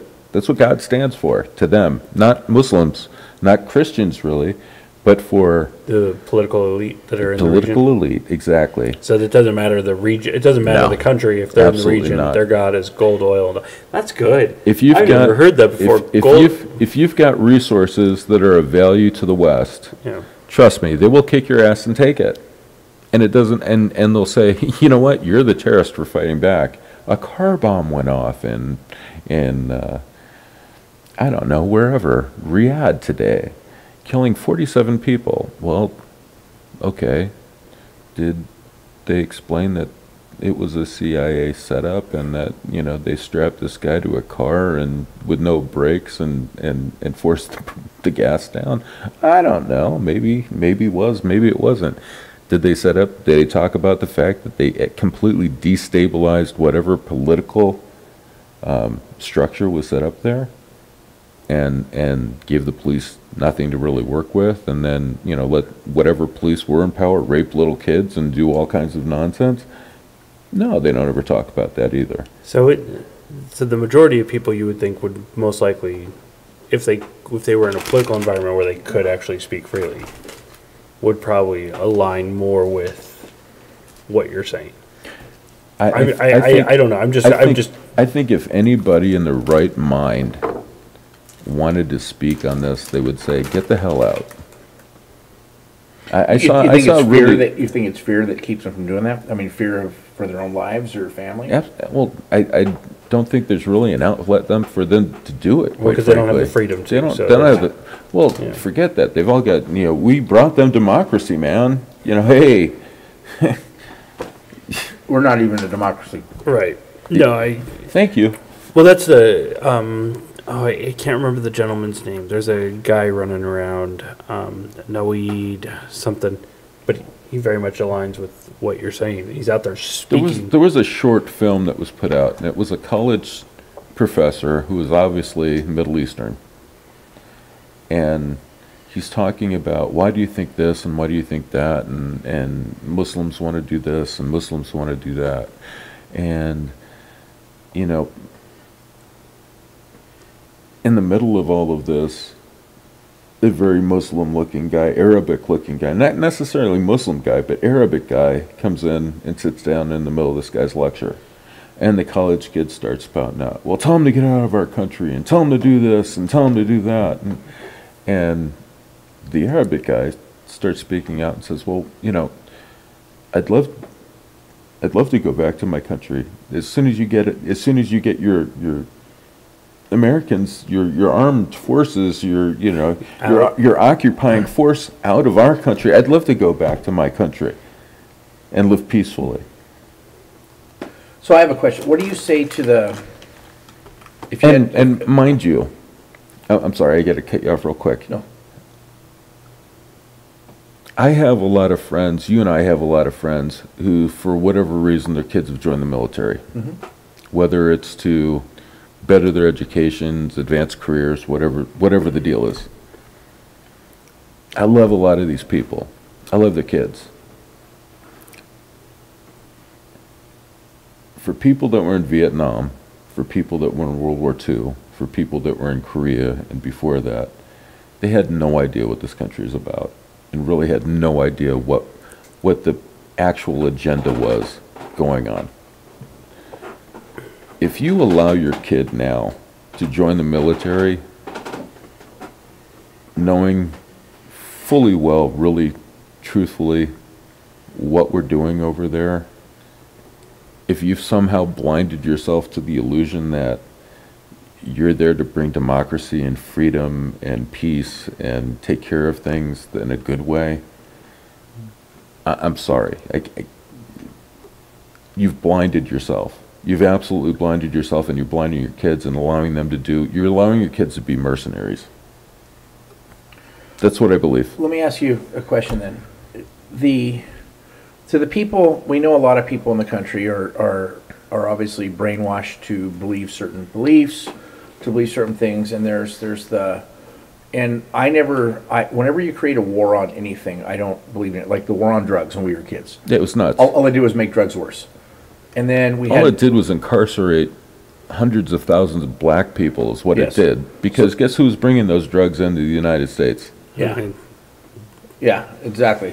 Yeah. So then we have what was created in 2001, 2 when it was Bush, the war on terror, and we have this anti-Muslim movement. But what did that do? And that's Made what it I'm getting worse. at. What did that do? It made things worse, and I get that. Every time you create a war on anything, it always makes All things we worse. did was bring terror to places But- that had nothing to do with anything that went on. But your U.S. people that are here that have been brainwashed that way, what would you like to say to them as a Muslim? You know, what would you like to say to them? You know, if you only had a couple words to actually say to them, you came up to them, you said, what would you love to say to them if you met them face to face? Somebody that was that way. Stop. Think. Follow the money. Because bottom line, that's all it's about. Follow the money. Your kids are dying so someone else can get rich. Your kids are being maimed and blown up and disfigured and losing limbs and not being taken care of and committing suicide at some ridiculous amount of rate every single day so someone else can get rich. It's got nothing to do with freedom, democracy, spreading the gospel, Christianizing anything. You know, it was kind of funny because when George Bush II, he could not avoid using the term crusade. And that's all they wanted him to not do. Don't use that word crusade. Don't use the word crusade. Because everybody all of a sudden goes back to the Crusades, right? And that's all it was. Don't use that word. He couldn't avoid using the word because that's all it was. It was a crusade. We're going to turn all these people into something they're not.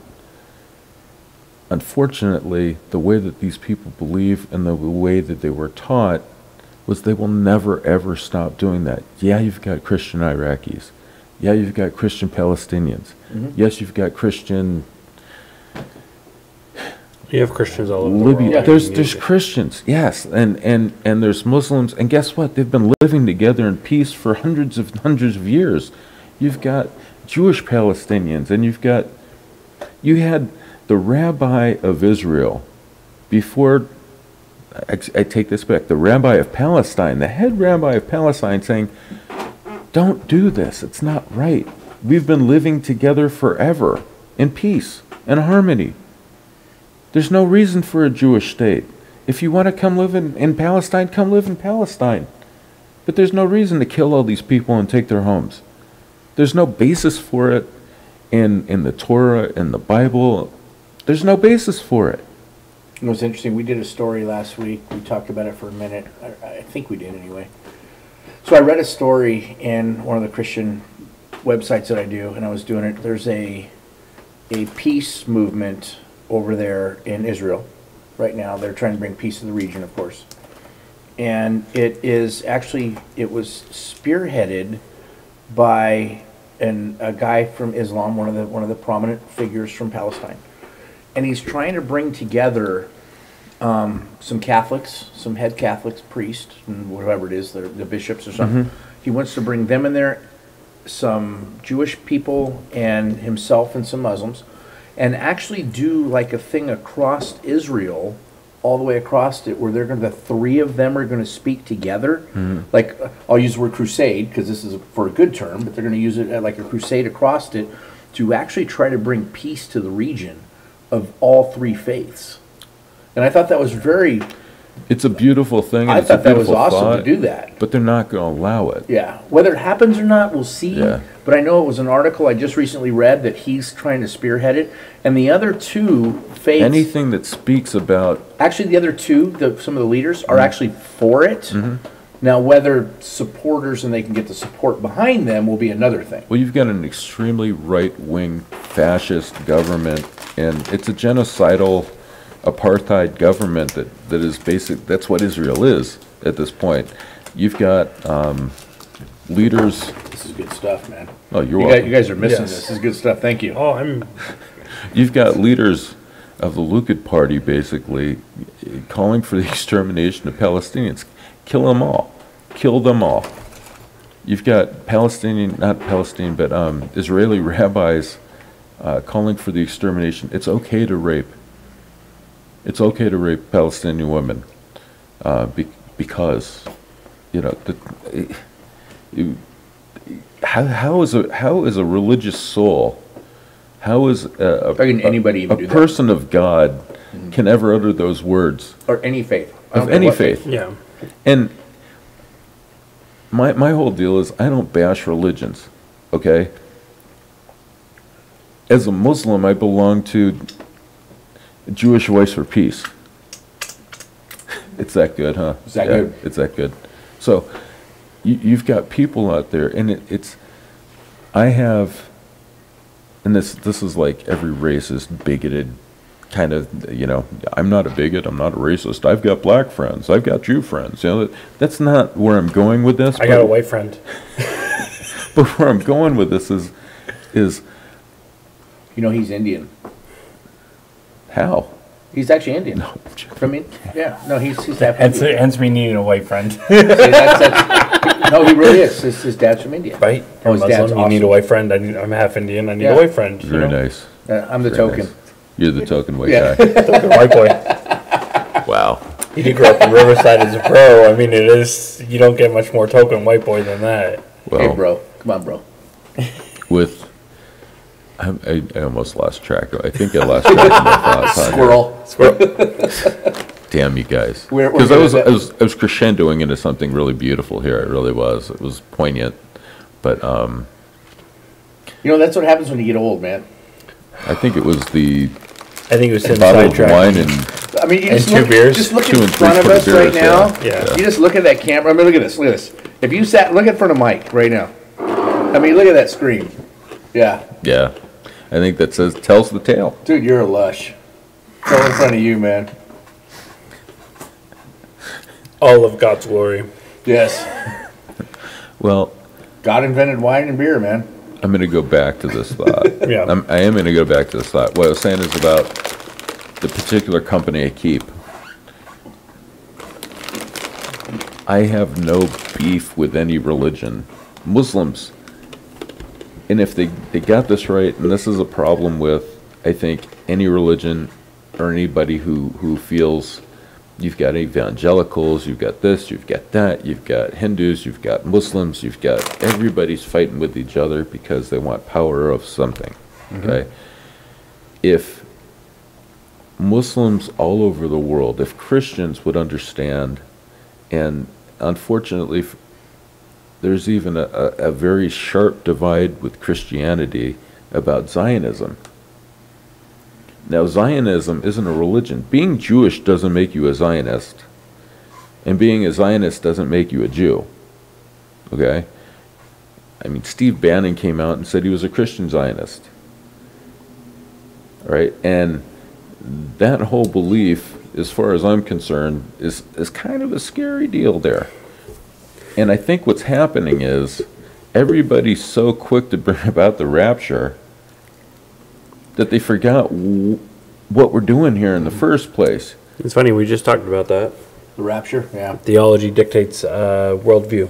And when your theology dictates the rapture's coming, you're going to view everything that way, and then therefore you're going to... But if you're such a self-important prick that you think you're going to bring about the end of the world so you can go see Jesus and sit by God and free all of the souls who have gone before you, somehow you're the Messiah, Yeah. right? You know what's funny is you just brought it.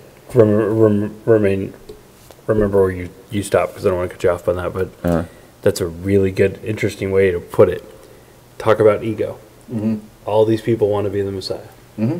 When you really break it down, so we've been having this ongoing discussion on Revelation of like Christians, if your theology dictates your worldview, and all these Christians, not all of them, but there's a large majority that believe we're at the end of the world and we're going to bring Christ back. Right. And you just brought it up. They're intentionally trying to bring Christ back. They're not letting God be in control. They're trying to be in control. Will you stop? We're having a serious discussion here, and I'm going to unplug that thing. Yeah. Like, we're seriously having a serious discussion. This is not... Squirrel. You need to find See, something else to occupy yourself. In But Islam, we don't believe the Messiah has come. so you believe the Messiah is still coming. The Messiah is still to come. So you still believe the Messiah is still coming. Correct. Okay. So that's where you and the Jews, like the Jews are still waiting for a Messiah, the Muslims are still waiting for the Messiah, and the Christians are waiting for the second coming of the Messiah. Correct. So there's kind of this in common. Correct. We're all waiting for a Messiah to return at some point. Correct. Okay, so that's... Now, if Christianity is, not going to say true, that's a bad word. If Christianity follows, didn't the second coming already happen? Well, it depends on the your view. theological There's four views. interpretation. Because There's- if Christ was a Messiah, So the Messiah, when the Christian interpretation of the Old Testament is two Messiahs, a servant Messiah and a conquering king, is the way it's broken out. So there's two interpretations of that. And the servant Messiah came. The servant came, and then the The conquering king conquering is to king come. still come. okay. Many Jews, depending on again interpretation of those texts, many believe that the conquering king needs to come first before. What happened there? What's going on? Yeah, It it looks says they're like still alive. Probably some post. something, Yeah. but it Mom, just. I love you. No, She's And watching. again, I'm just a going couple based people off watching. my kind of limited knowledge of conversations, what I've read. But the Jews, many Jews believe that the conquering king will come first before the servant Messiah will come. So the conquering king comes, and then after the king is conquered, then he will rule as a servant. Whereas Christians will interpret Christ as coming as the servant king, or the servant Messiah, and then he foretold of a later time coming of which he will come as a conquering king. So there's those varying viewpoints. And I don't want to speak for the Jewish faith because obviously yeah. I'm not an expert by any means. I can only go by what I've read, heard, and You know what? whatnot. For me, So- it But I mean, I think the There's- common theme taken away is all three Abrahamic religions do believe a Messiah is coming, is returning. right, Like we Christians believe he's returning. For the Muslims and Jews, they just believe he's coming. right. And it's kind of interesting that that common theme is still in place between all three. And it's so lost. Because we get locked in the minutia of the of all. Yeah. Like you said something actually But very the thing interesting. is, for me, the Zionists, the Jewish Zionists are using the U.S. and the Christian Zionists, and the Christian Zionists think, oh yeah, we'll just keep pushing this a little bit harder because Netanyahu's kind of a nutcase, and he's bound to push one of the buttons. one of the buttons somewhere. And But you made an interesting point earlier of you don't want to attack the faith, you want to attack the person. And I think that's very key, especially when it comes to, especially the Islamic faith. Like you made a very good distinction of political leaders who many would classify as Islamic, but as you said, their God is gold, oil, and dollars. right? And that's a I think a correct perspective on the world, where you're looking at these leaders. They're not Islamic. They're men of power, greed, and wealth. I think the Christians need to start looking at America. Our leaders are just that. They're not leaders. They're politically elected officials who are interested in power and whatever comes with that power. But And how do you get to what means justify those ends of reaching that power, and how do you manipulate the masses to achieve that? For I think a lot of these people, it's whatever it takes. Exactly. And that's- Whether it's carnage or Exactly. manipulation or whatever it may be, it's So whatever. and it the takes. average person is the one who suffers Yeah. in the life of. I don't The sad part believe is the average person doesn't even know what's happening or doesn't even see it. I don't believe we as a people pick our leaders. I think that's done somewhere else. In fact, I think Israel picks who our leader's going to be, quite frankly, because we're the pocketbook, and they basically run things over here. And Well, if you talk to the Democrats, they'd say it was the Russians. Perez and Sharon, well, it's all a smokescreen. Trust me, the Democrats and the Republicans are the same. Oh, believe me, I You and I can sit and discuss this on a different podcast. No, I think. we can agree. Like, I had plenty of friends who were like, Obama was the greatest. I was like, you realize he bombed more? Because one of the biggest, the thing that I loved about Obama, as much as I didn't vote for the man, the thing that I was hopeful for when he got elected was his anti-war perspective. I'm going to end the wars. I'm going to come home. I'm going to end the wars. I'm going to come home. He said that from 2007 to 2008. But yet dropped more bombs than I think anybody. he meant it. I do think he meant it. And that's he started off that way, and a lot of people said at some point he got twisted. At I some don't think point, he got twisted. What I think he got was sitting down to you're going to die if you don't do what we say. pretty much. remember Kennedy? Remember your idol? You remember how he wound up? Yeah. Yeah. You want to end the federal government, the Federal Reserve, and you want to stop war? Yeah, it didn't work so well for that guy either, right? I try to remind my friends who praised Obama, he bombed more countries than Bush. Absolutely. He dropped more bombs than Bush. And it gets lost on people, like my friends on the left, who are like, no, it was like, the one issue that I actually liked Obama on was his anti-war stance. And he was worse than Bush. Like, he was worse. And it was expected out of Trump, so nobody cares. Like, Trump got elected, and I think it was just kind of Bush was expected. a chimp, though. These are the names we're using for the... But Bush was a figurehead, as far as I'm concerned. Cheney ran the show. I think they're all figureheads. But I think everybody wanted him as a figurehead. I don't care who's. Are you going to tell me Biden ran the show for the Obama administration? Really? No, I think there was somebody above him doing it all. At the end of the day, you have people who they're self-motivated, they're self-interested in their own jobs for whatever reason. Well, that's all of them. In politics, yeah. Oh yeah. It's but this is where we go back to, and when we talk about the show, when it comes to faith, it's not a matter of politics. We go back to Henry Rollins, right? Henry Rollins talked about individual. If Christians focus on the tenets of the faith, instead of focusing on politics, they focused on orphans, widows, the poor, and many do. And Migrants. Right. Migrants. And that's the thing.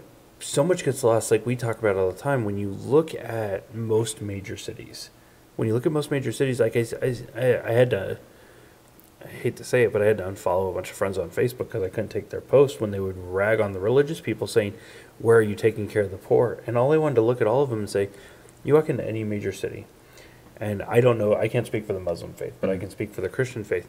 You walk into almost every major city, you're going to see a Catholic charity, you're going to see a Salvation Army, and you're going to see a rescue mission. And that's your Catholics, I think, whoever runs the Salvation Army, whatever it is, Presbyterian or Methodist, and then your non-denominational and your rescue mission. You're going to see them in every major city. And that's who takes care of your poor. I know in San Francisco, one of the big ones is the mosque that's up there. There's a couple massive mosques because I've met some of when we were on a mission trip. Yeah, we do great work up there in San Francisco. So they're probably in bigger cities, not like Vegas, but where they can actually be in downtown. And I can't speak here. I don't know. I haven't seen it here. There's a mosque. It's predominantly African American. Okay. Off of like Washington. So it's somewhere in somewhere, there, yeah. somewhere in that So they part of town. might- yeah. and I wouldn't doubt that they're there. I Yeah. mean, they're in every other major city as well, or no, they're in the major And that's cities that I know. that's the one that I know of. I'm Yeah. sure there's other, There- but you've got to figure. I mean, Vegas is a fairly, not Vegas, Nevada in general, and other than probably the Strip being predominantly Democrat Right. and liberal, everything else around it is ex-military, very right-wing, and very white, Very cowboy. very cowboy, Very cowboy. extremely cowboy. Um, And we're dealing with a Mormon town to begin with. Yeah. So, which is kind of funny that it morphed into the thing that it is now. But and from the understanding from the Mormons I've talked to, it's like as long as it's not their people doing it, they'll they don't they'll care, make money whatever. off it. Yeah, okay. You know, did you ever see the movie Kingdom of Heaven? No. There's an extended version it's very interesting because it shows the figure of Saladin, Okay. who united him to conquer Jerusalem. He's shown in a great light. It's actually what turned me on to. I think that was the movie that will open my eyes to Muslims. What is it again? Kingdom of Heaven. I'm gonna watch that then. So I'd watch the special director's cut. It's an hour and a half longer than the original version, so it's like 4 hours. But it was the movie that opened my eyes to, okay, Muslims aren't crazy. Like, they're not what I've been seeing, because there was this character, Saladin, that when I looked up, he was only the second Muslim to ever unite all people. Like, Muhammad did it, and then Saladin came and did it, and was able to take Jerusalem back by uniting everyone.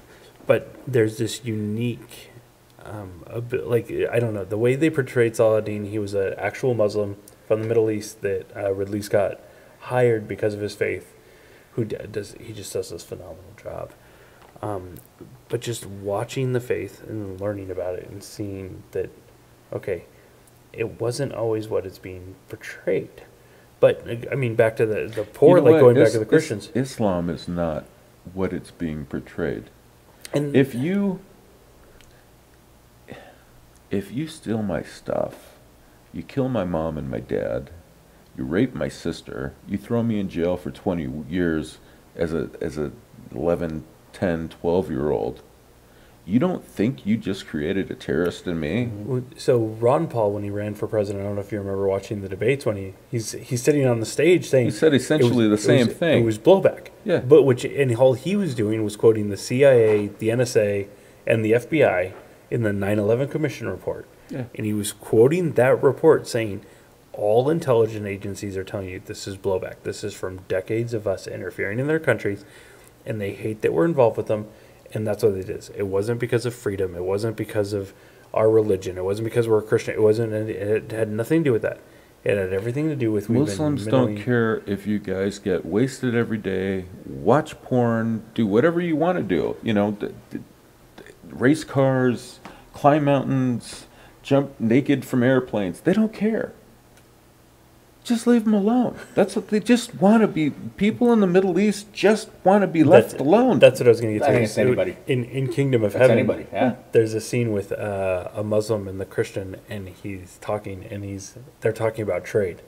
And the Muslim's response to the Christian, I forgot what the dialogue, but it was talking about it. He's like, but you'll take our gold. And he's like, gold is gold. Because it was a trade deal. Right. It had nothing to do with faith. It had nothing to do with any of that. It strictly was, It's business. it was business. Business. Yeah. Gold is gold. When it comes to business, gold is gold. Well, I think don't that's care. the problem. A lot of religion's been mixed with politics, and and when it starts getting mixed, And see, the thing is, or religion is used. that's where the for mafia power. was right, because it was never personal. It was just business. Yeah, yeah. Yeah, because most of the guys were in church. And every then, Sunday. the second it became personal was when all of them went to jail. They either all got whacked or they all went to jail. Hey, you know. Well, it's funny. You talk to some old timers in Vegas. Like I worked at a casino downtown, and I talked to these people who'd been in Vegas for years. And it was funny. They always when they would talk about the mob, I was like, so all these people were dying. And they're like, listen, hold on. Here's how it worked. Everybody knew what it was. If you got involved and you ended up dead, that was your own fault. Absolutely. You knew what the risk was if you got involved with the mob, and one of the risks of getting involved with the mob you could wind up dead. But if you didn't want to end up dead, you didn't get involved with the mob. There were two ways to end up dead: rob, beat your wife, steal, cheat, like things that you would end up in prison for. Or stuff that you would go to hell for in any religion. Correct. Basically, Right. They were just gonna. They were just gonna help the process along. Yeah, they fast tracked you. They were just going to move you along. So you could do that. Let me help you out with that. Yeah. Or you could get involved with them. Like, those are the two ways but if you didn't do either of those two things, if you worked a job, if you showed up and you were a citizen, like you were... Be a good earner. Right, Keep your nose clean. Don't screw anybody else's wife. And, hey. Yeah. You know what? You weren't going to end up dead on the street. No. Unless you shot yourself. Like, either you did something to yourself, then of course... You're cleaning your gun. Boom. Right. Yeah. There's accidents. Yeah. But for the most part, like, it's funny because you watch these movies and everyone's like, oh my gosh, it was such a dangerous city. And I was like, it really wasn't. Like, I heard about Prostitute Row, where the sheriff of this town, I guess, down where Bally's he is. actually protected them, I thought. Kept them all in one spot. There was I guess it was down where Bally's was the old MGM. Yeah. And about a block behind it or so. Yeah. Koval? Not on Koval. It was on Flamingo. Okay. So it was on Flamingo, but just past Koval, I guess, or before. Somebody could obviously correct us who've lived here.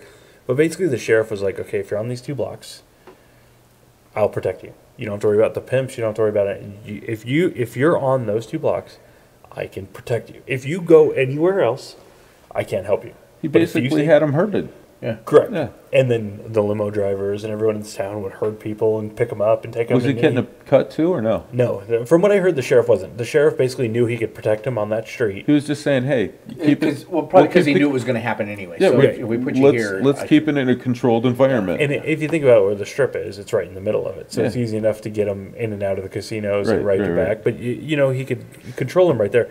And it was funny when I was talking to my buddy who grew up here. He's like... I was like, they did what? And they're just story after story of like, so it was basically controlling the chaos. Like, it's going to happen, right? Like, it's going to happen. We might as well look out for the girls. Like, they're going to make their living. If we put them here, we can help. Like, we can have a couple cops on the street. The pimps aren't going to be there. We don't have to worry. The mob was probably running all the girls anyway, so it was no big deal. Mm-hmm. The mob got their cut, whatever. The mob was stealing. And then the sheriff got a cut. Then. Probably. Yeah. But from the mob. At the end of the day, who's the mob stealing from? Let's be real. The IRS. They weren't stealing from the customer. You're gambling. That's how they went to jail after, nobody went to jail for murder. It was just tax evasion. Yeah, tax evasion. Well, because what is it? The government hates competition? You didn't file all your taxes. So when I was in Spain 5 years ago, I was walking through one of the major streets or one of the big towns. I'm walking through, and a prostitute came up to me. And she actually said that. She goes, hey, you want to go up to the room up there? And I'm going, that's a police station right there. I mean, it was literally right in front of the police station. And there's cops everywhere. Well, that's a police station right there. She goes, uh-huh. I'm like, it's probably not a good idea. There's a police station right there. And she's going, yeah, they watch out for us. That's why we're here. And I went, wow, okay. Did not realize that. So in Spain, they've already figured that out, too. Vancouver's very similar. Is it? Yeah, I mean, they legalized all that stuff. Everybody gets checked. Everybody's, got a clean bill of health. They rock on. You don't have a clean bill of health, you're cut out. Nye County and stuff here. Yeah, I was going to say it's all the counties that have legal prostitution. Yeah, so far. And we'll wait for this next election, I guess, right? Yeah, we'll see how it goes. You know what? Let's. We're like way over. Probably going into 2 hours or so. Almost. We'd actually love to have you come back on the show because we had a great time. I think. Yeah. No. Absolutely. Yeah. To continue. Well, thank you. Continue conversation. Probably not with the bottle of wine beforehand. So you don't go on tangents. Yeah, because we got to end this just so I can go take a leak. And I think I've got to cut the pretense and say, yeah, I'll probably not bring the bottle of wine next time. Either that or just make it a bottle of whiskey, and then we'll be set. There we go. Oh my God! Yeah, we'd be done. We'd be dead. We'd be done. We'd be on the table. Whiskey, couple beers, we're styled. Hit the go button. We're all asleep. I know. So Blue Moon, I think I got your opinion of it. You're probably doing a 0. I'm giving a nub. A nub. A nub. So a quarter that's a or quarter? half. A nub. Quarter. Okay. Not even a quarter. I'm talking like minus knuckle. We have to do quarters. So it's quarter to 2. A quarter. So you're giving it a 2? You can do 0. I'm giving a quarter. You can go 0. There's a 0. Yeah, you've got there's bone, just no knuckle left. So no thumbs up. No thumbs up at all. I'm gonna give this a 1. It's not high on my list either. It's kind of sweet for a beer. You're very generous. Yeah, I'll give it a 1. I was gonna do a 1. A 1. So it was good. All right. So, but it, like for a fall beer, I actually enjoyed it. But I would call this more of a summer beer because it's too sweet. hot outside, something like that. You want that sweet Here's stuff. the deal, and maybe I'm just, I don't know. Beer Maybe I'm tasting's all opinion. maybe I'm just jaded. But the second you said pumpkin wheat, I just thought Starbucks and pumpkin lattes and those stupid pumpkin spice brooms that they sell at the store. Hey. Pumpkin this and pumpkin cheesecake see. and pumpkin prime rib and Hey, pumpkin. But I had some pumpkin Blue curry Moon? the other day. Well, It was look- pretty damn good, dude. No, pumpkin pie is good, but you know what? Leave it at pumpkin Look. pie. Pumpkin Well, curry was good. Yeah. Millennial. Think man bun and a beard. You absolutely. That's it. That Man was bun it. and a That's beard. it. That's it. Millennial. Blue moon means man bun. Millennial. Former man bun. All right, guys. Let's. Pussification you heard of our- the single male. I think that's what I think. We should do a manhood talk with them. A what? A manhood talk. Manhood talk. Yeah, Yeah. Man, what? We did one of the first shows we talked about was Manhood. the idea of what is a man and manhood from a scriptural standpoint, versus a cultural standpoint. Because culture is just pretty much, it is what who knows what it is. But it would Don't be you feel? interesting. Don't you feel like a woman today, right? So you can just like dress up, do what you want. Stop it. Yeah. You silly savage. But no, like to actually get a Muslim perspective on, because you're saying the same things that we are, which is actually Yeah. very. It's Trust me, it's universal. I was gonna say, you don't I- beat your wife. You don't beat your kids. Now, culturally, and see, that's the whole thing with Islam is people will bring out Saudi, they'll bring out Sudan, they'll bring out this, they'll bring out that, where it's okay to knock your wife around. She goes out of line, you knock her around a little bit because she's expecting it. But that's a cultural thing that has no basis in Islam. right. Okay, your wife. It's political, not religious. Your Cultural. wife in Islam, and Jeff will attest to this, having read the Quran, Yeah. a woman is put on a pedestal. She's not to do certain things, not because she's incapable of it, but because she's too good for it. You Yeah, know what I mean? but that gets back into the idea of these countries are being run by men of power, not by men. They're using the religion to twist their power. Absolutely. But they're not using the religion. They're just guising. It's like in America. No, they're Everyone- absolutely using the religion well for their power, for their own. for their own political means. It's like Americans. Everyone has to be a quote unquote Christian in order for them to have quote unquote power. But then all they're doing is tainting the faith. Yeah. Unless you're Jewish in the United States. Well, And then but that's, that's why they're not a president. whole different, well, they don't need to be. Yeah. They don't, why do you need to be Jewish to be president? We're going to control the presidency anyways, right? If they do, they do. Well, let's close out now. I don't know. We're like I said, we're way. We're over. almost 2 hours. Are This we? is definitely our longest show. It's our longest show ever, dude. We're usually like an hour and 20. We actually, when we started this show, it was We supposed tried to hit an hour It was every supposed time. well, it was supposed to be 30 minutes when we first started the show, and then Yeah. it just kept going. I have to be at work at 6 o'clock in the morning, which Oh. means I have to be up at 4 to take a we pill. need to polish another bottle of wine off. Hey, I And gotta. then you- I'm meeting a buddy to go run hills at I 4:30. could talk directly. I've got my uniform in the car. I can talk until 4 or And then just 5, take and off. then just take off for work. I'm fine. A couple more bottles of wine, and we Yeah, all set we're to good. We're good to go. I gotta run hills at 4:30. I need to sober up at some So- point to go run those hills. Pretzels and salami here. You're Yeah, all I'll set. just start eating that and go It's get my not gym clothes and salami, go run the just hill. so you know. No, it's It's beef summer sausage. You know, I will say this: I didn't know about beef sausages until my friend, who's a Muslim, he would make these little sausages that are beef. My lord, they're so much better than pork. It is. It is. So it's So one time I was going to invite him over for a barbecue, and I told him hey, I'm going to make some baby back ribs. You want to come over? And he's looking at me beef. going, yeah, that's not happening. I don't eat I'm like, pork." dude, I can't do that. I really super, you know what? It means the world to me that you thought of me and invite me over, but I don't eat pork. Yeah, I didn't even think ahead. I didn't- He's like, his reaction was so strong. Like, he felt so bad. Oh, I didn't even think about that. Oh my God.